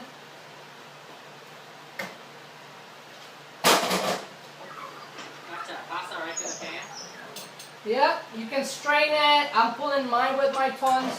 That's just my preferred method. I like to keep. Never done this method Yep. before. It's not the easiest, but if you're working with something like this, I like to preserve the pasta water in the back just in case I need some more liquid. So my pasta's in there. And remember how I did 7 minutes instead of 8? So again, my pasta's not even al dente yet. My pasta's still a little bit crunchy. But the reason why you do, so you can mix it in there, and it's not just that. So the pasta is now going to absorb the liquid that is in the pan, and it's basically going to continue to cook in the sauce. So you don't have flavorless pasta. The pasta is actually going to taste like the clam sauce because the pasta is absorbing the liquid of the sauce, as you can see right now. And something else that has actually happened here, it's going to help us with the emulsification.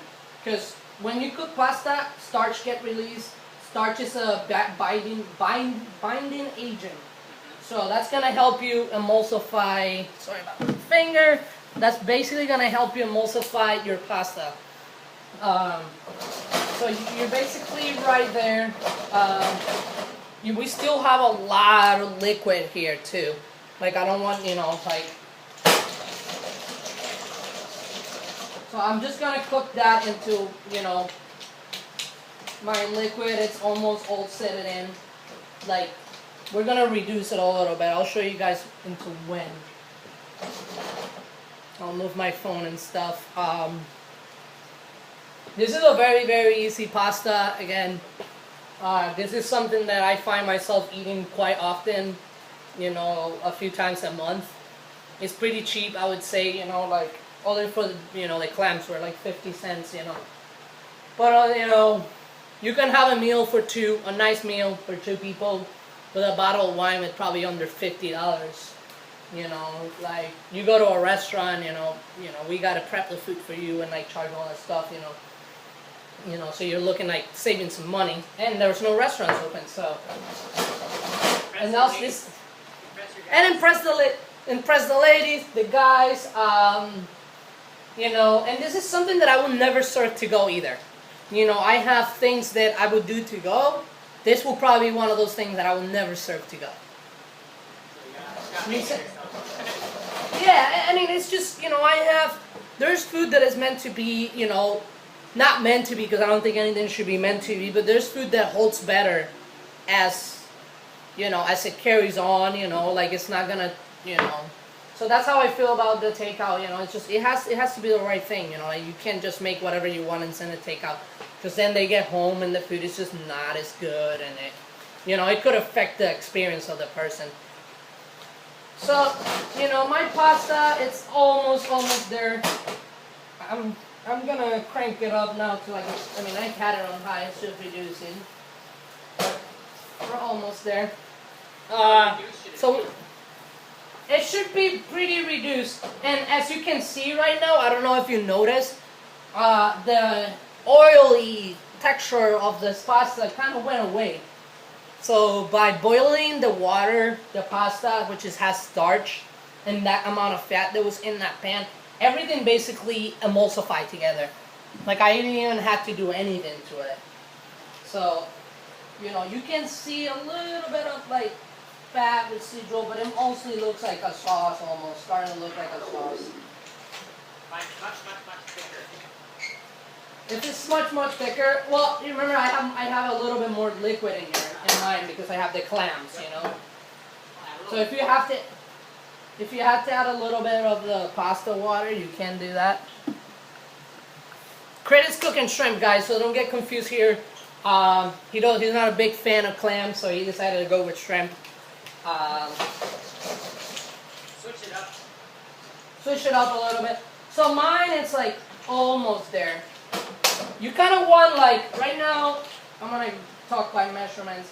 So right now I have probably about 3/4 to a full cup of liquid in here. I want to bring this down to like half a cup, of sauce for the portion that I have right here. And you can tell, like, when it starts looking like might not be enough sauce, like, you maybe went too far. You want it to be a little bit saucy, but you don't want it. You don't want yours to be like thick. You don't want it to be too loose. So mine is probably a minute away.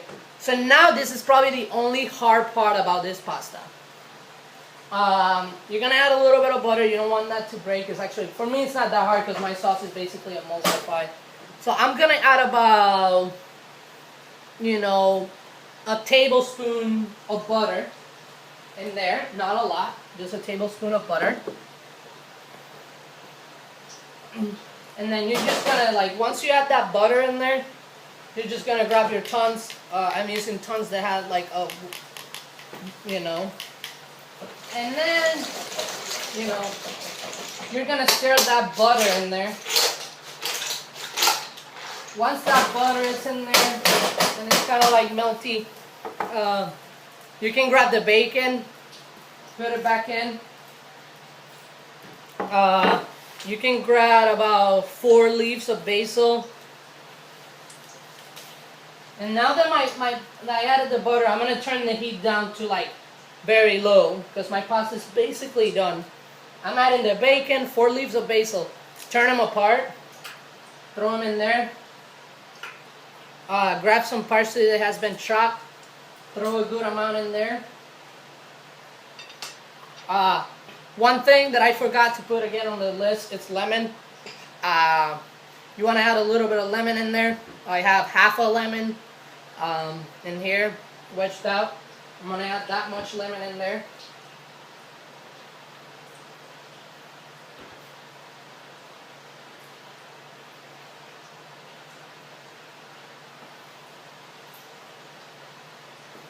Squeeze both wedges of lemon in there.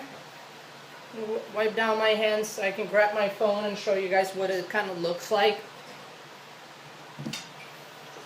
So right here, we got the bacon, parsley, basil back in it. We added the butter. We got the tongs. As you guys can see, like I pull the pasta back and there's some sauce in the bottom. You know, not a lot that it's not running so fast. So you can either stir this with your tongs, however you feel more comfortable. I think I've been doing this long enough. I'm just gonna toss it. And you can see the pasta being really nice and creamy. And that's what the butter brings to this. And you don't need a lot of butter. A lot of people get confused. So my sauce is where I want it. And then we're gonna add, like, as any other Italian will do, more olive oil on top. And once that olive oil is in there, you toss again. And that's the pasta basically ready. Grab a fork and then taste your pasta before you serve it to anyone. That's the secret about cooking, man. Like people, it's like, how do you get it so good? I'm like, I just taste it, and if it doesn't taste good, I'll make it taste good. Yeah. You know, a lot of people don't taste their food and it's like, oh, I needed more salt. So if you taste it, you know if it's gonna need more salt or whatever it is it might need. So we taste our pasta. Mine, you know, sometimes I get lucky, not all the time, but my pasta, the texture is perfectly. Again, that's why we leave it on the cook, because it's gonna continue for another minute to 2 to 3 minutes more. In the pan, my sauce is ready. And even if you know, I think you could use a tiny bit more sauce on mine, because as it sits on the pan, it keeps getting dry. If yours gets dry, that's why we save that pasta water, remember? So we can add like tiny spoons of the pasta water, not a lot. And then you toss it, and we got it right there, really nice. So mine is ready. I'm gonna bring my plates here. I'm gonna plate it and show you guys the final product. You know, it's super delicious. It will go really well with the wine that you purchased because you use the same wine to cook the pasta. So.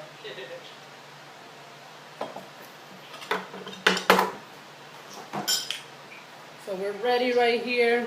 If your pan is hot, you can grab a towel. Just gonna set it right here, since I can and I have the room.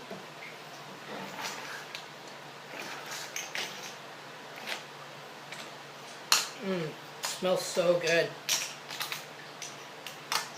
So you can see, you know, again, and this is a pan sauce, so you can adjust with adding more water. If it becomes too oily, it means your sauce broke, so you just need more water. Look at that. Ooh. You're gonna put the noodles in there. Another thing that I want people to know, I don't like to eat a lot of pasta. Like, I like pasta a lot, but if I'm gonna have a meal, like, I like a small portion of pasta. You know, like, unless pasta is the main thing, but it barely never is. For me, it's just like a little bit of pasta, some salad, you know, some vegetables, but You know. So we got most of our pasta in our pans now. I don't have big bowls at home. If you have a big bowl, that would probably help better. You see, even as I'm plating, my sauce is breaking. So it's like something that it can be just easily adjusted. Like, I don't want to serve anyone some burnt sauce. I'm going to even grab my own tons. Bring them over here. And scoop water with the tons. And then I add a little bit of water, stir. Tiny bit more.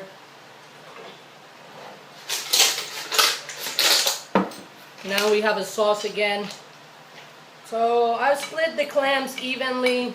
Again, if you have a larger bowl when you can put the clams around, that will be better.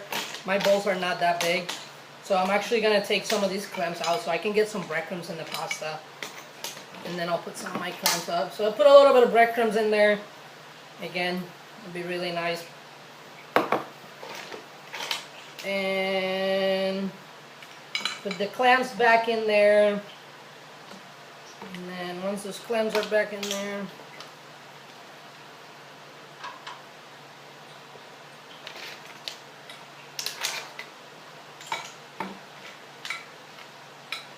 so I can grab here and show you guys real quick. You know, like still a full sauce. You know, it's not broken, it's nothing, like it's just really, really nice. So I put the breadcrumbs underneath there.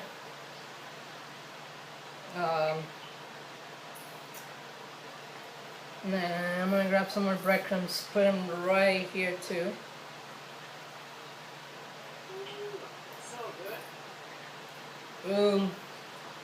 And then, you know, I'm gonna add more my clams on top.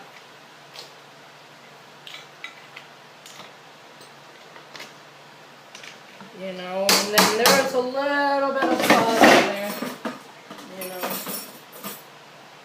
Grab a spoon. Pick up some of that sauce, put it right on top.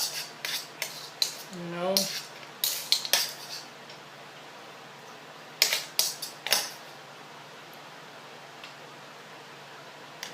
And then you can add a little bit more breadcrumbs right on the clams.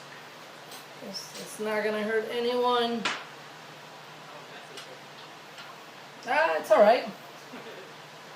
And that should be it, you know, like you have, you know, I have a little left over here, but I'm just put them over here. You know. Boom. More sauce.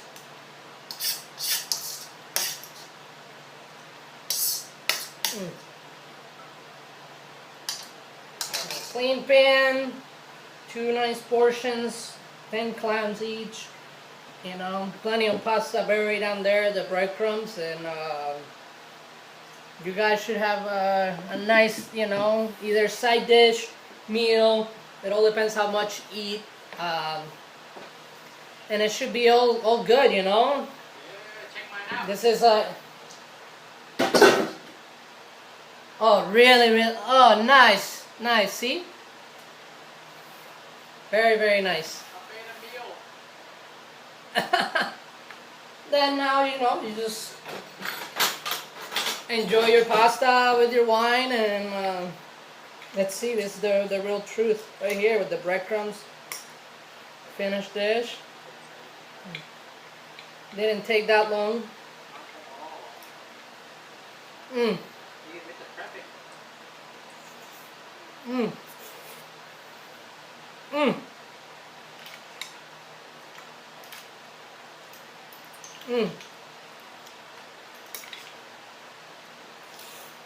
breadcrumb really adds to it. Wow. We did it. Yeah, that's it, guys. Simple as that. Appreciate you all tuning in for it. If you guys have any question even after the video is done and anything, you can like find me on Instagram either at Rella181 or CRZ7. Shoot me a DM and I'll answer any question that anyone has. Awesome. You know? Well, Yeah. thank you so much, Cruz, for taking your time Yeah. and doing this with us. Anytime. I'm so tuned and have fun. For people at the home that are following us and cooking with us, I mean, got your meal ready. Grab your drinks, grab your food, sit tight, and enjoy the show. Sounds good. Nice seeing you guys. Take care. Nice seeing you, Crit. Thank you for setting this up, man. I appreciate it. Thank you, sir. Awesome. Yeah, bye, guys. Woo! Alright, That's a wrap. it. I'm gonna turn off the iPad. Hey everybody, thank you for joining us. We are 2/4 of the demos, and we're going to be playing some songs to help out Floated Magazine and all the awesome work they do. We'll play some old songs, some new songs, some classic songs. But this first one I'm going to use Kayla's lovely voice on, and it is a cover of our good friend Adam Green's song, Who's Your Boyfriend?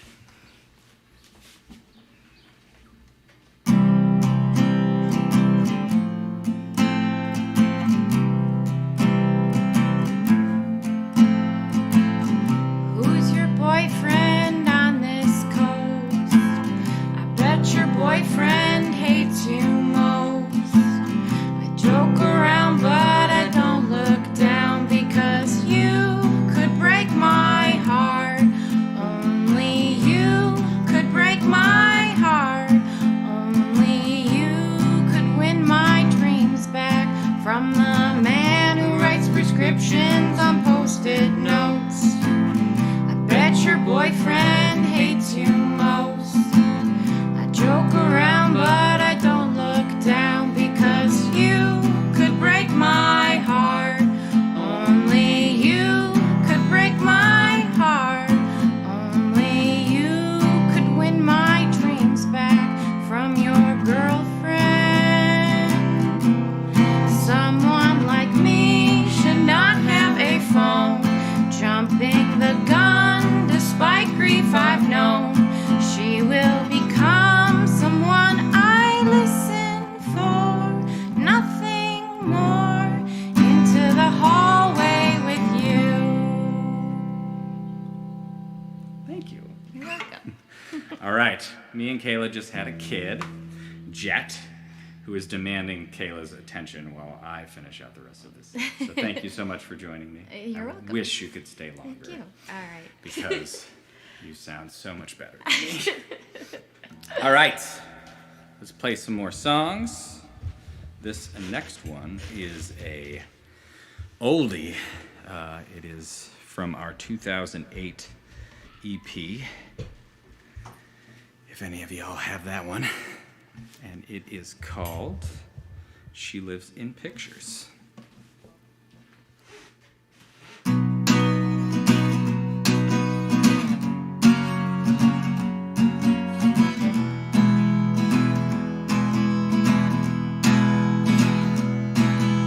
She lived in pictures she cut out daily, ones that she loved. And all the moving pictures provoke emotions. I'm in a few. And when I'm with her, she opens her eyes. It's picture perfect. And then she cries, please take me home. We'll be alone together someday.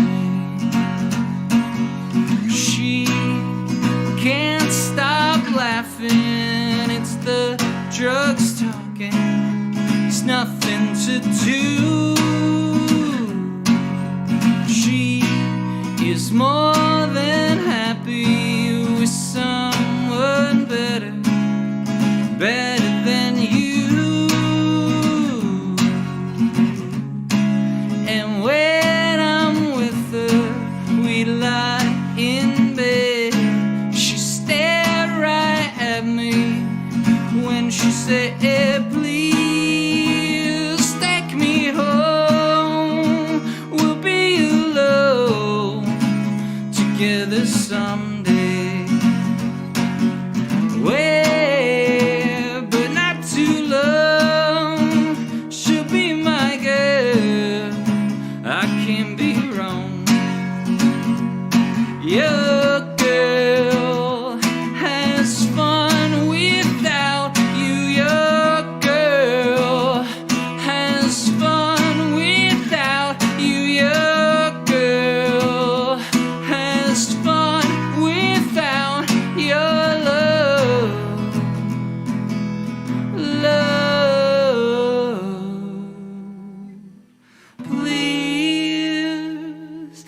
take me home.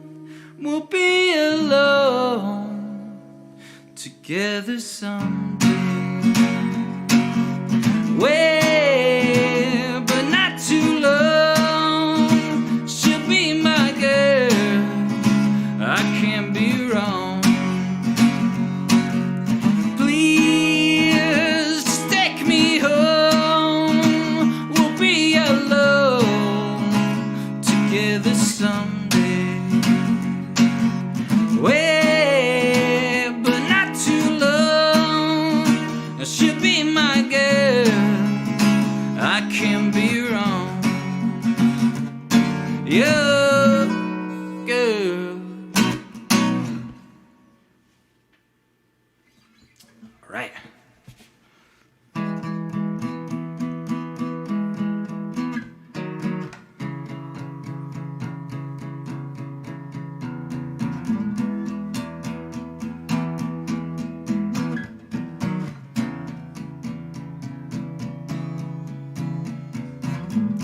$100,000 different people holding on to the love. Never had a single reason not to do it. They've all got a special wonder that they're thinking of. It's kind of funny when your heart beats out as splendid. And oh,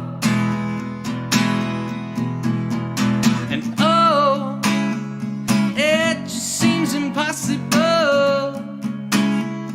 I never had a reason to fall, but your eyes burn bright and it feels so right to be loved this time.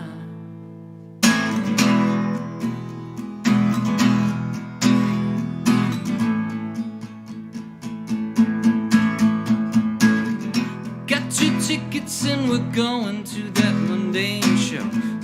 My picture for the paper and cut it open. He cries and screams of pain, he claims that we'll never know. We seen it, we know it, we like it, but oh, it just seems impossible. I never had a reason to call, but your eyes burn bright and it feels so right to be loved this time.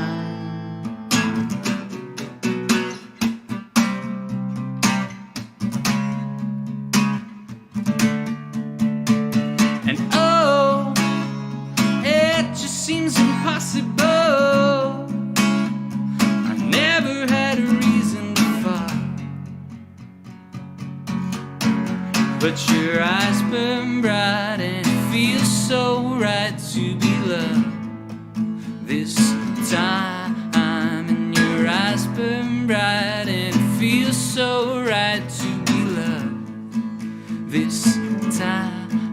Well, you hold me tight and it feels alright, 'cause we're in love this time. Well, you hold me tight and it feels alright to be in love this time.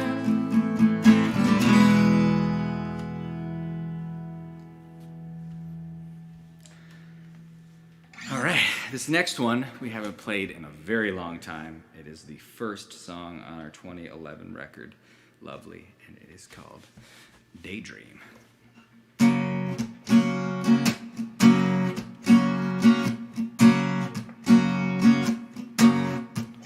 I'm taking a stroll down 5th Avenue, and I'm so tired of the people that I see. I'm walking alone, and I don't need a thing, so just keep walking. The lights burn out on you. For you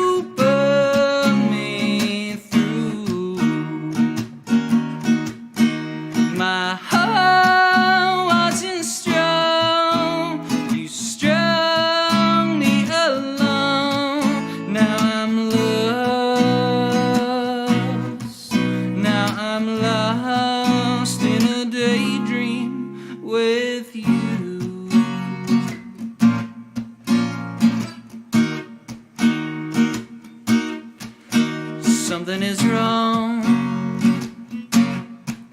You can see it in my eyes, and I'm so tired of the way I feel inside. So I'll sit at home, and I don't need a thing, so just keep walking. The lights burned out on you for what you put me through, yeah. My heart wasn't strong, you strung me along. Now I'm lost, now I'm lost in a daydream with you.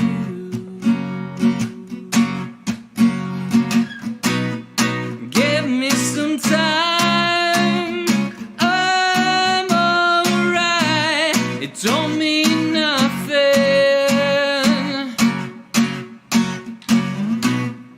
I was so blind, just give it some time. I'm just lost in a daydream with you.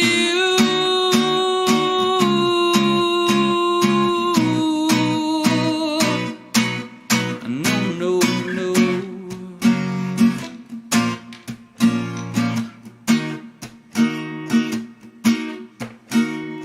And I don't need a thing, so just keep walking, just keep walking.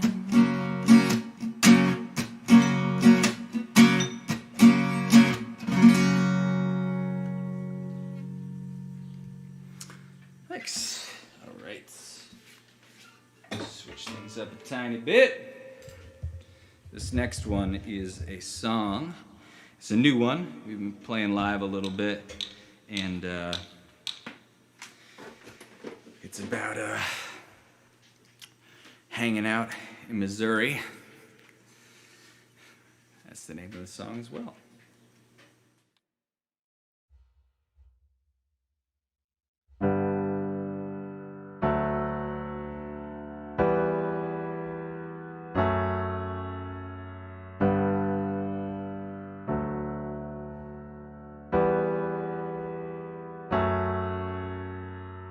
By the day that I die, would I even know why I got stuck in the moment? Made no difference to cry, and I'm bound to deny I was stuck in the moment.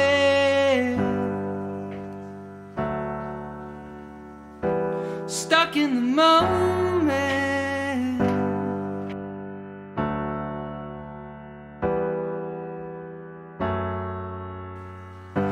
You're always tired. You're always tired. You're always tired. You're always tired. Oh, oh, oh, I only had a heart that had no worries. Oh.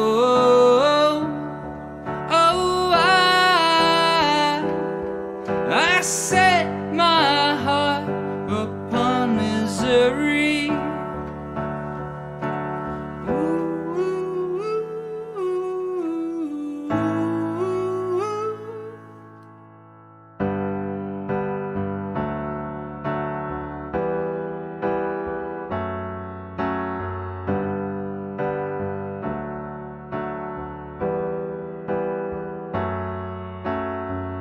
When you wake up to find all your heroes died, and you're stuck in the moment. You've already been tried, and your glasses run dry, and you're stuck in the moment.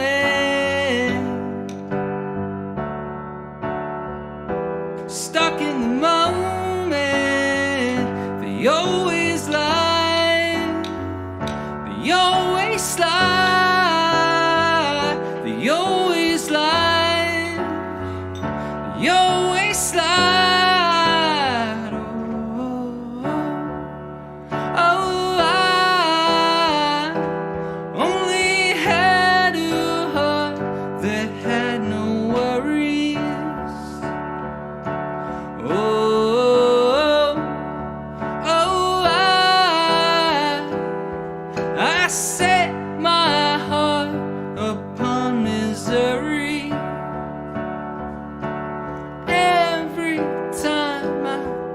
my eyes.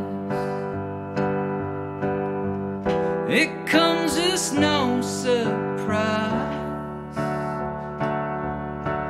Every time I close my eyes, it comes as no surprise.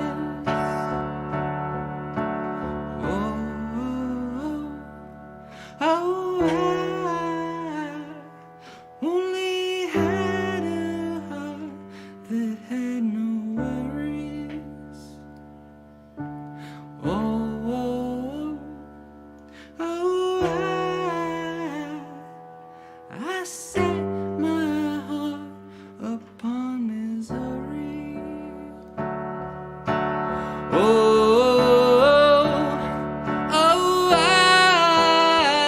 I only had a heart that had no worries.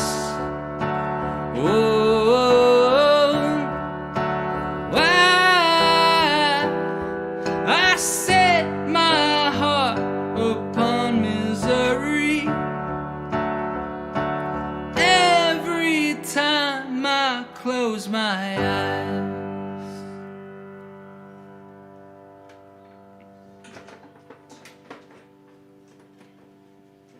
All right.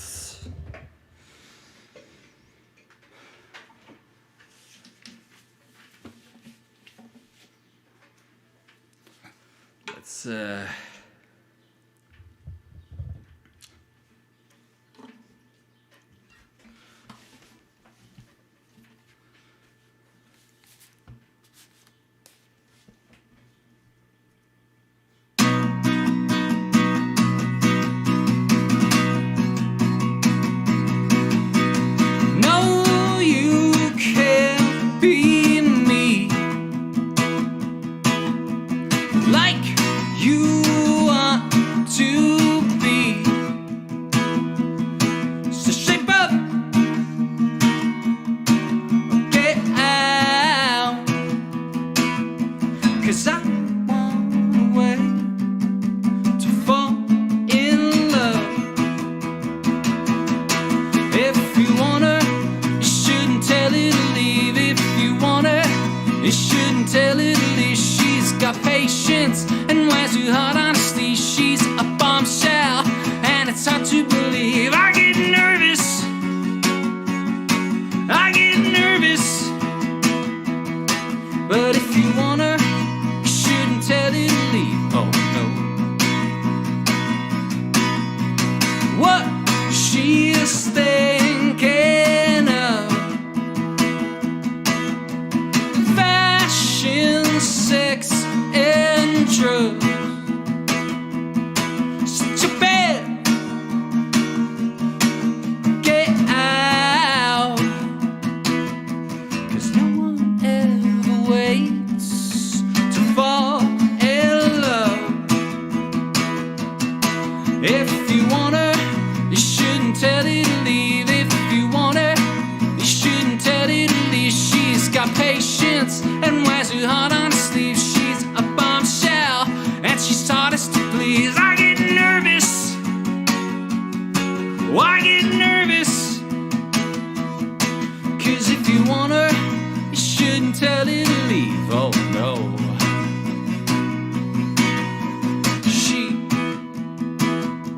She's so fine.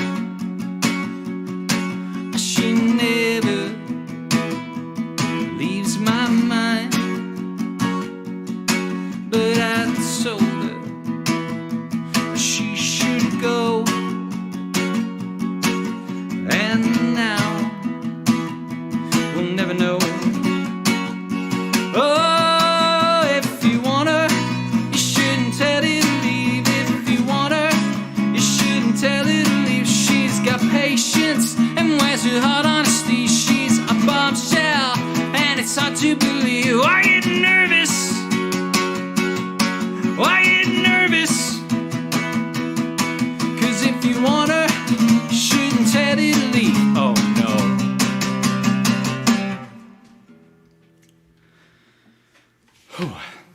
All right, I'm gonna need need your help through the computer for this one because there's way too many vocals for me to sing on my own. So I'll feel less weird remotely if you sing along with me on this one.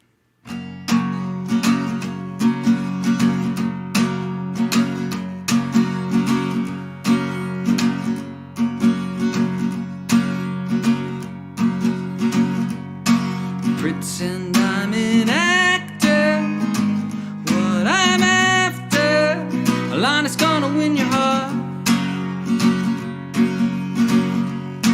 If you could imagine the life we'd be having, you'd love me like no one else, no one else. Woo-hoo.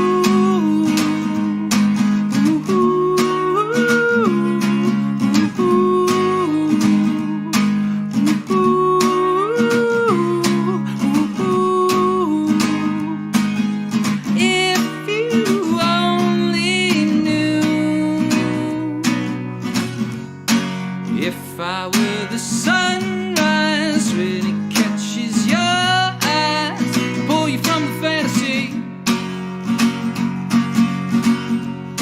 until an expression, it's hard not to question. If you love me like no one else, no one else. Woo-hoo.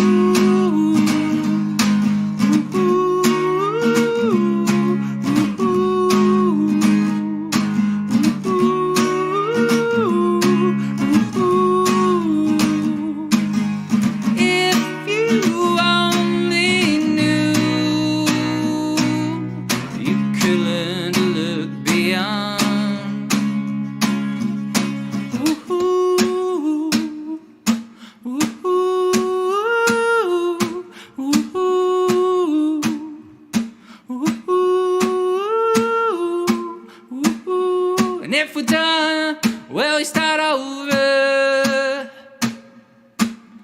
When we're done, well, you start over.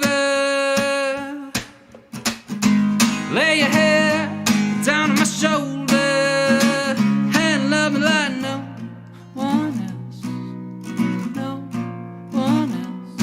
Love me like no one else, no one else.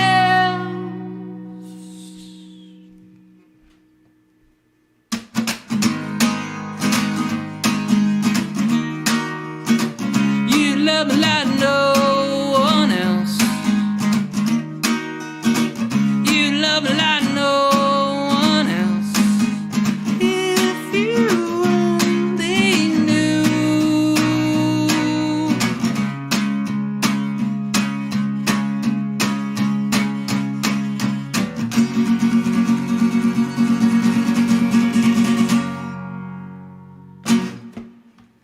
All right, I got one more song for you, and this is a brand new song that we just wrote a week or two ago. So we, as a band, have been Skyping together at least twice a week, trying to stay creative in all of this and writing songs. And we just wanted to play a brand new one just to get it out there. And we hope you enjoy it. Again, thank you so much to everybody who's donated to Floated. They're such an awesome publication, and it's so great to be a part of so many amazing musicians who are here to support them. Thank you for asking us. Thank you, Crit. Thank you, everybody. Thank you, all the Rochester bands that we miss seeing live so dearly. Stay safe out there in these weird, weird times.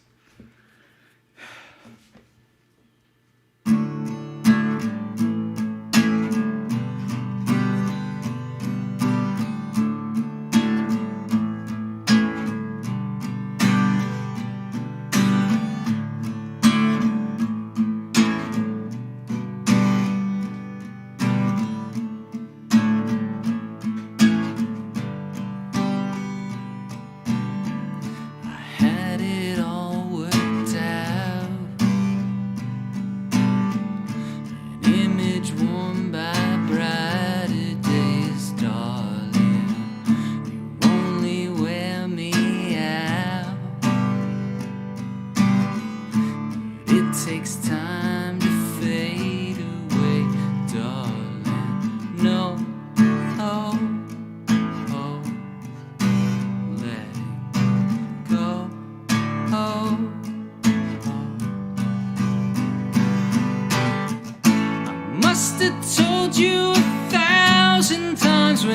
I'm in the state of mind, it hardly seems real.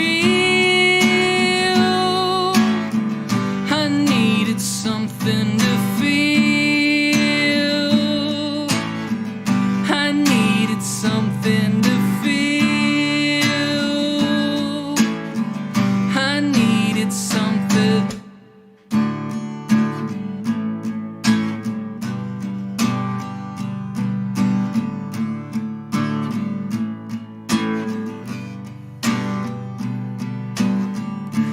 Another day goes by,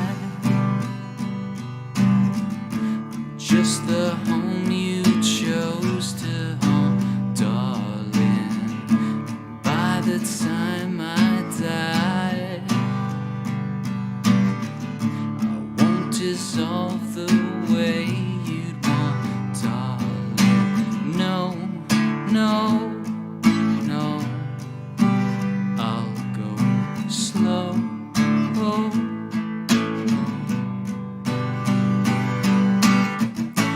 Watch the pieces get recombined. How could I have been so blind to think it was real? I must have tried it 1,000 times, avoiding the same old crimes. It's better to steal. I needed something to feel.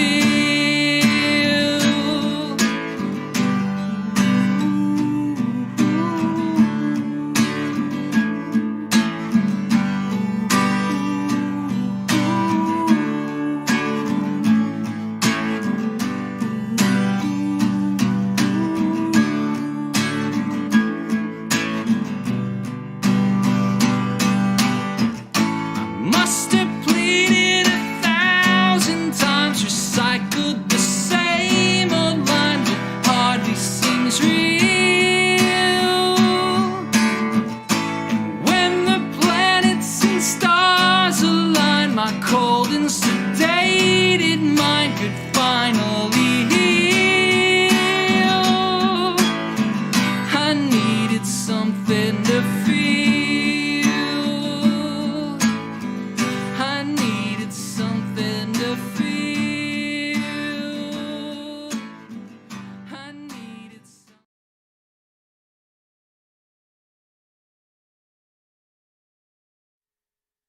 Hello, everybody. I'm Mr. Rogers' Neighborhood. Usually I perform as part of the duo Major Nino, but doing a little solo endeavor for y'all. Thank you so much to Floated Magazine for hosting. Really, really amazing job you guys are doing, cultivating such a cool group of eclectic people. But yeah, here we go. So basically what I'm going to do is just a solid 20-minute just improv kind of jam. I have a rough idea of some songs I might want to tease, but we may or may not get there. Because that's the nature of the beast.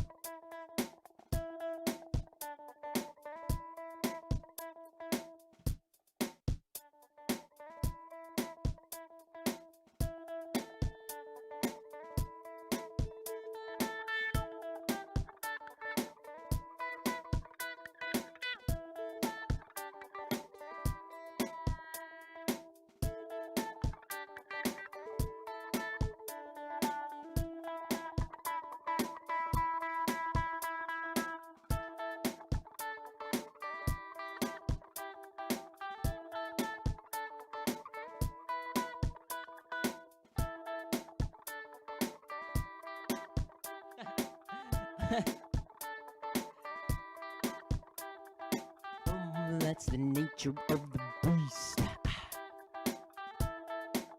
Nature of the beast. That's the nature of the beast. That's the nature of the beast.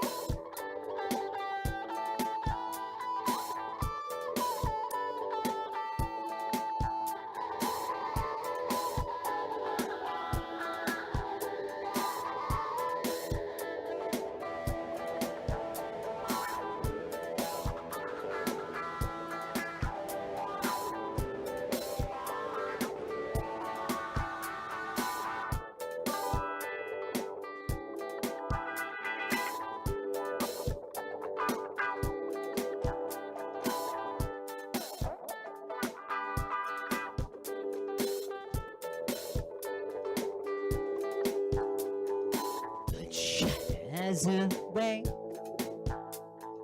Chance glares to the left. What a pretty face. Make no mistake. She's a dirty little hipster doing cocaine mixed with daddies on the train.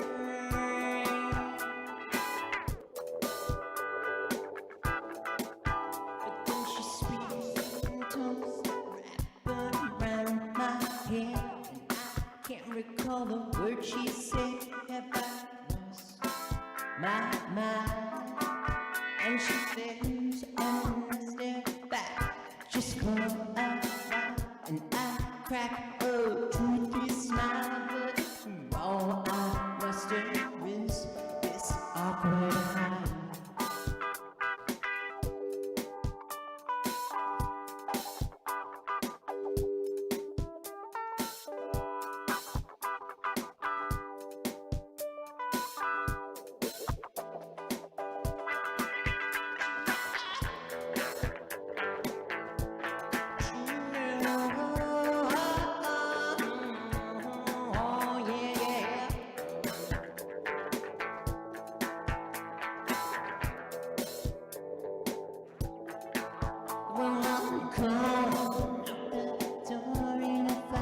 Straighten out the $20 I have in cash.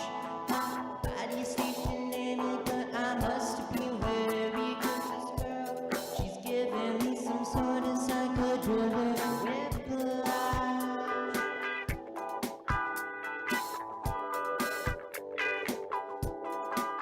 Well, then she takes my hand, it's like just for a while. She says I kinda really dig your style, but I think it's kicking in.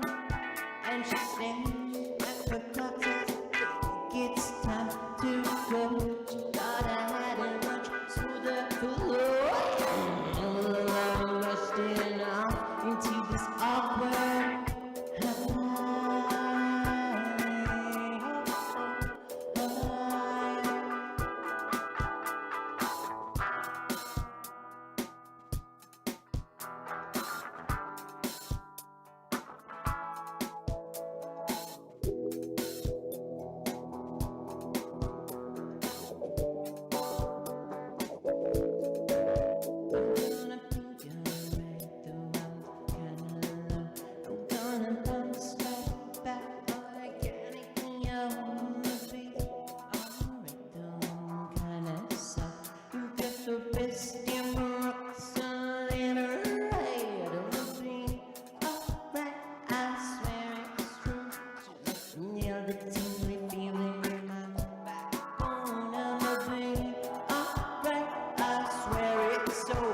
some slightly susceptible to some sort of suburban substance.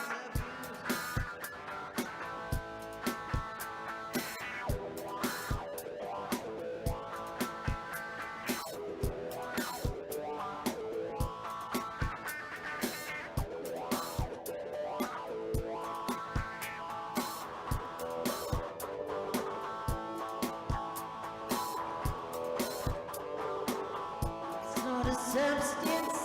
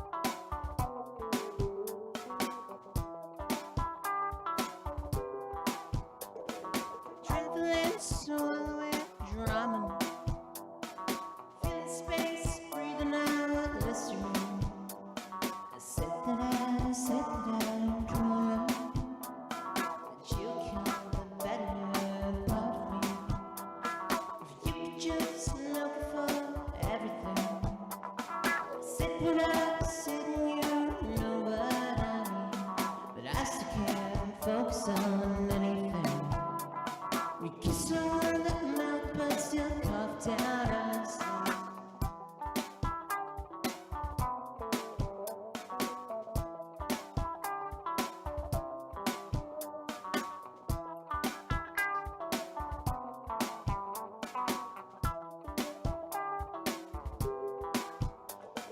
Traveling, swallowing, drown. Traveling, swallowing, drown. Traveling, swallowing, drown. I think that I know my geometry pretty damn well.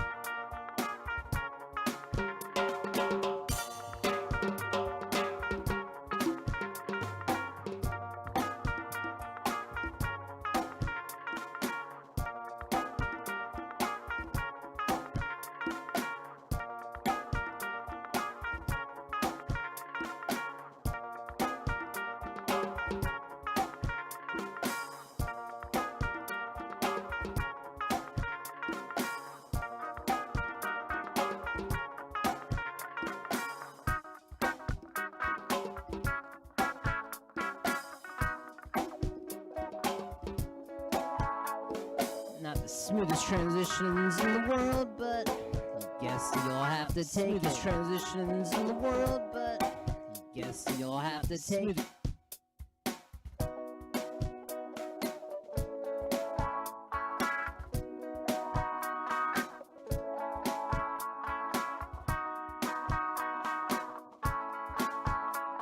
world, but guess you'll have to take smoothest transitions. Smoothest transitions.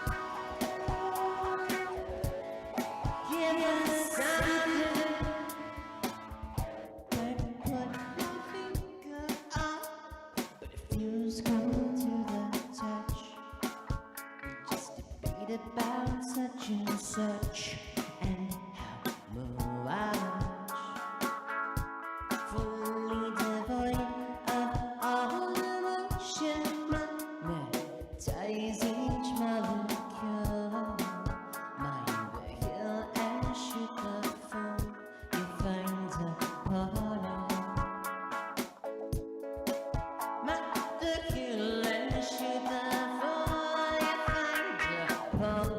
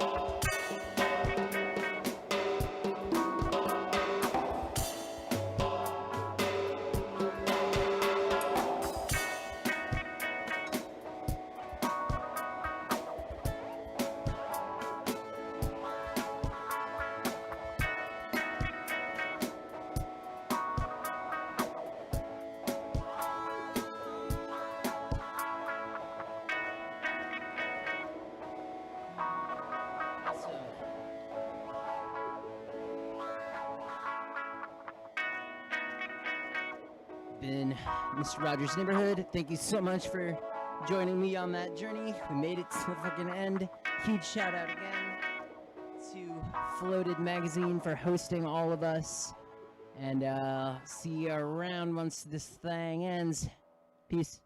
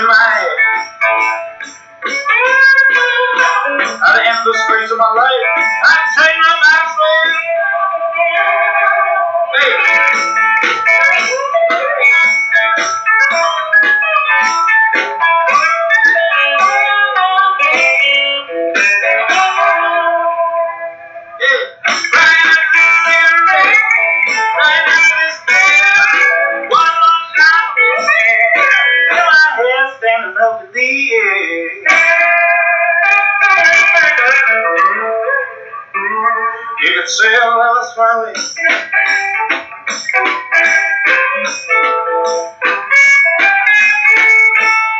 The guy, he said, "Won't stop it. I can stop any time I want, man."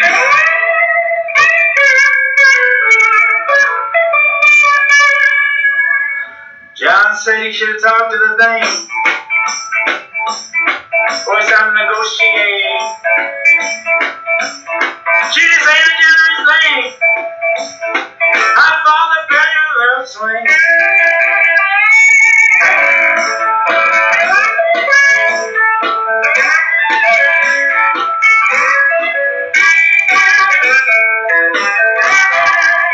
My thumb breath be smoke, right in my head.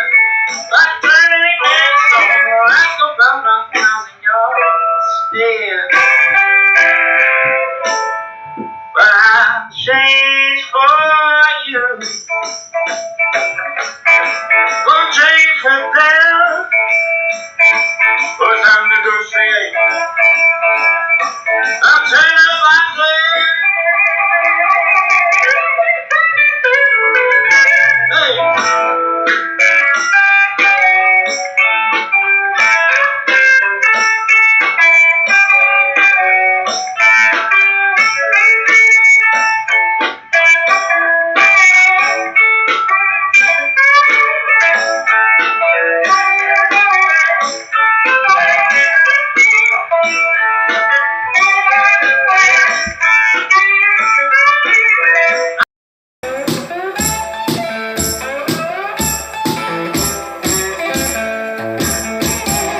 When your insecurities can't be seen, see, shining, see.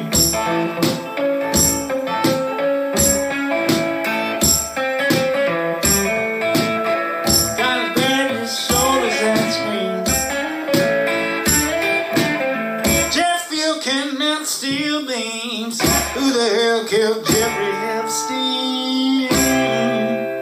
Woo.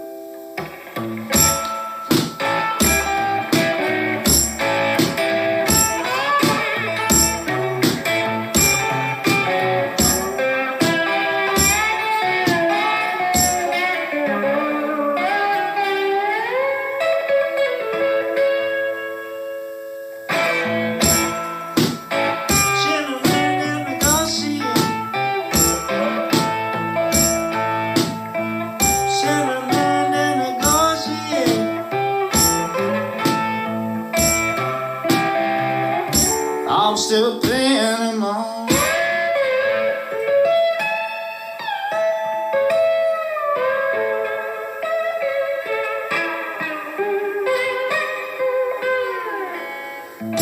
I'm still playing them on. Alright, that was called Gideon's Bible. This next song is by the Velvet Underground.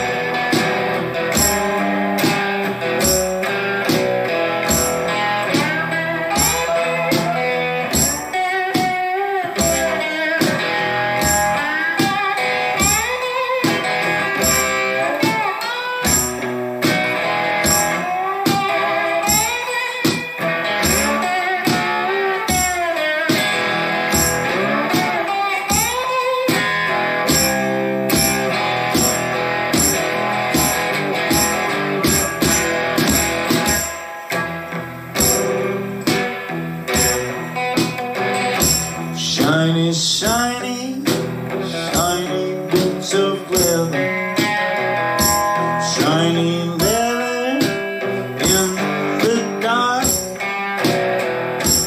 comes and bells, serving no forsaken.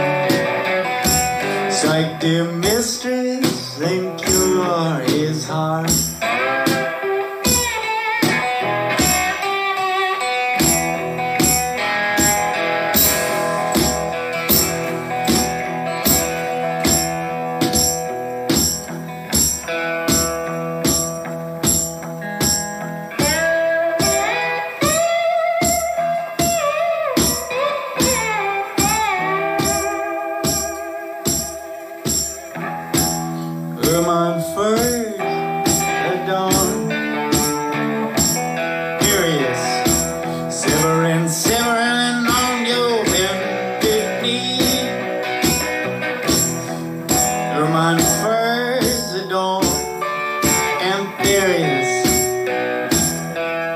raise the whip now, no bleed for me.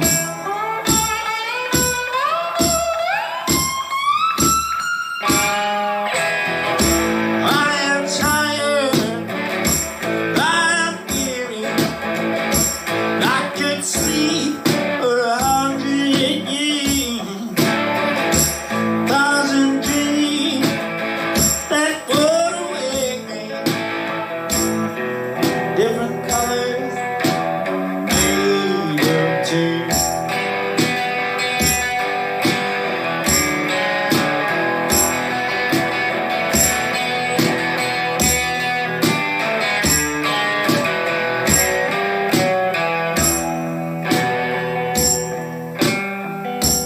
Kiss the boots, shiny, shiny leather,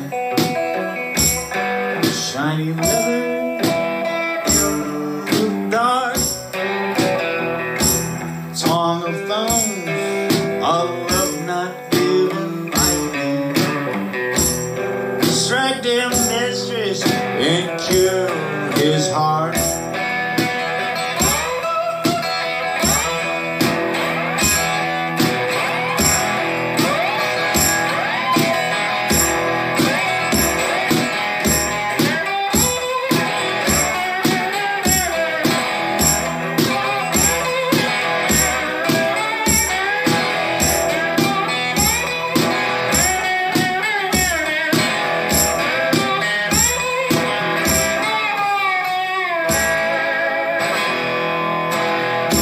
I am tired, I am weary.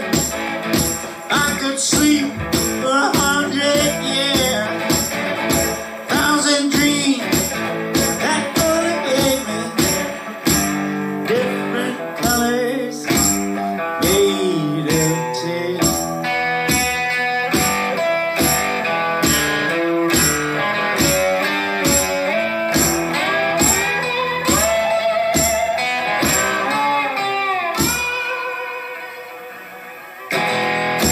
Shiny, shiny, shiny boots of leather, shiny leather in the dark. Drums and bells, your servant don't forsake. Strike your mistress and cure his heart.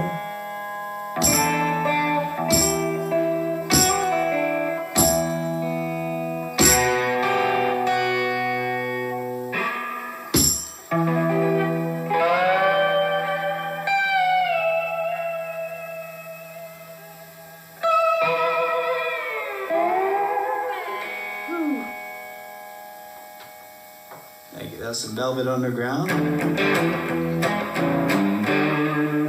This is a new song of mine. This is called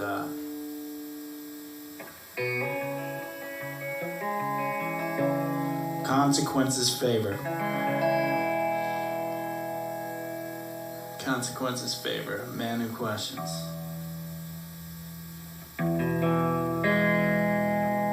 Ready?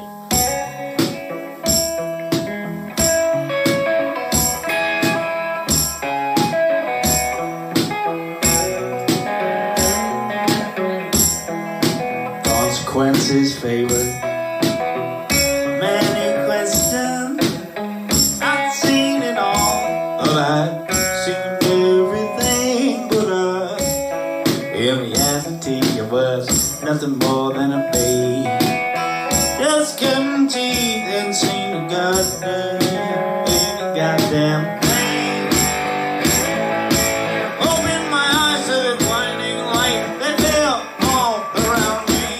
It was warm and crazy waters just like in free. I'd fly away. I'd fly away. Fly away. I'd fly away.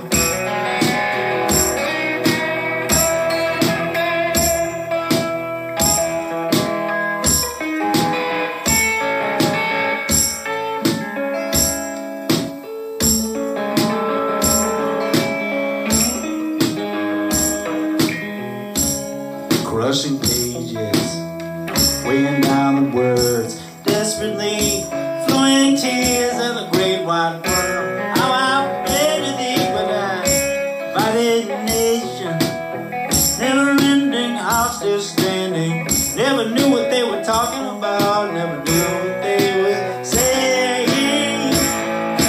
Educate the masses, put on your mask, they can really see your face. Final destination is higher, you get free. Objectively.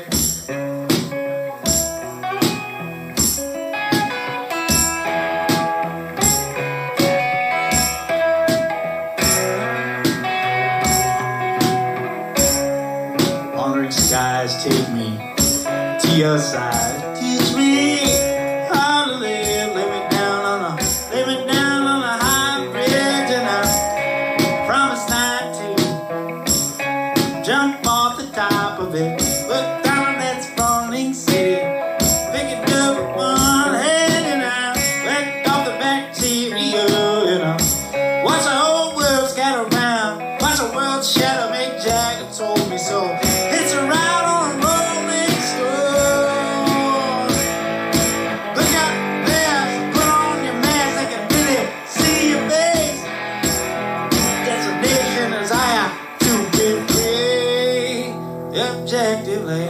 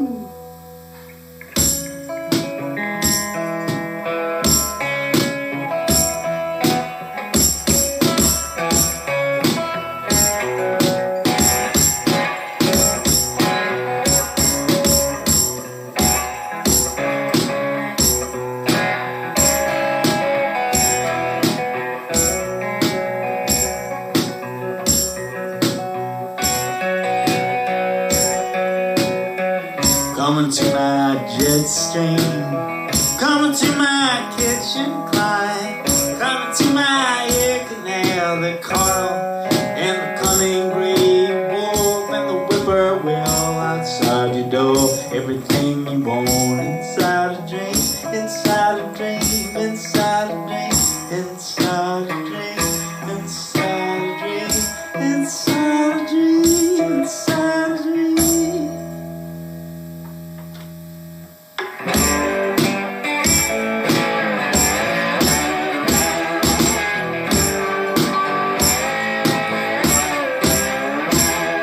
I'd fly away.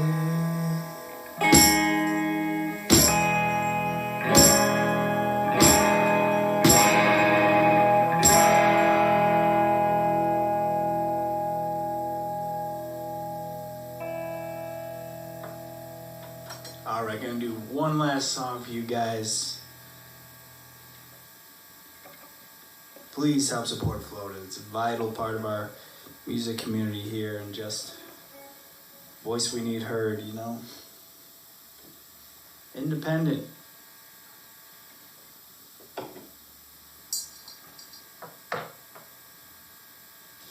Alright. This song is called Keep Breaking Down.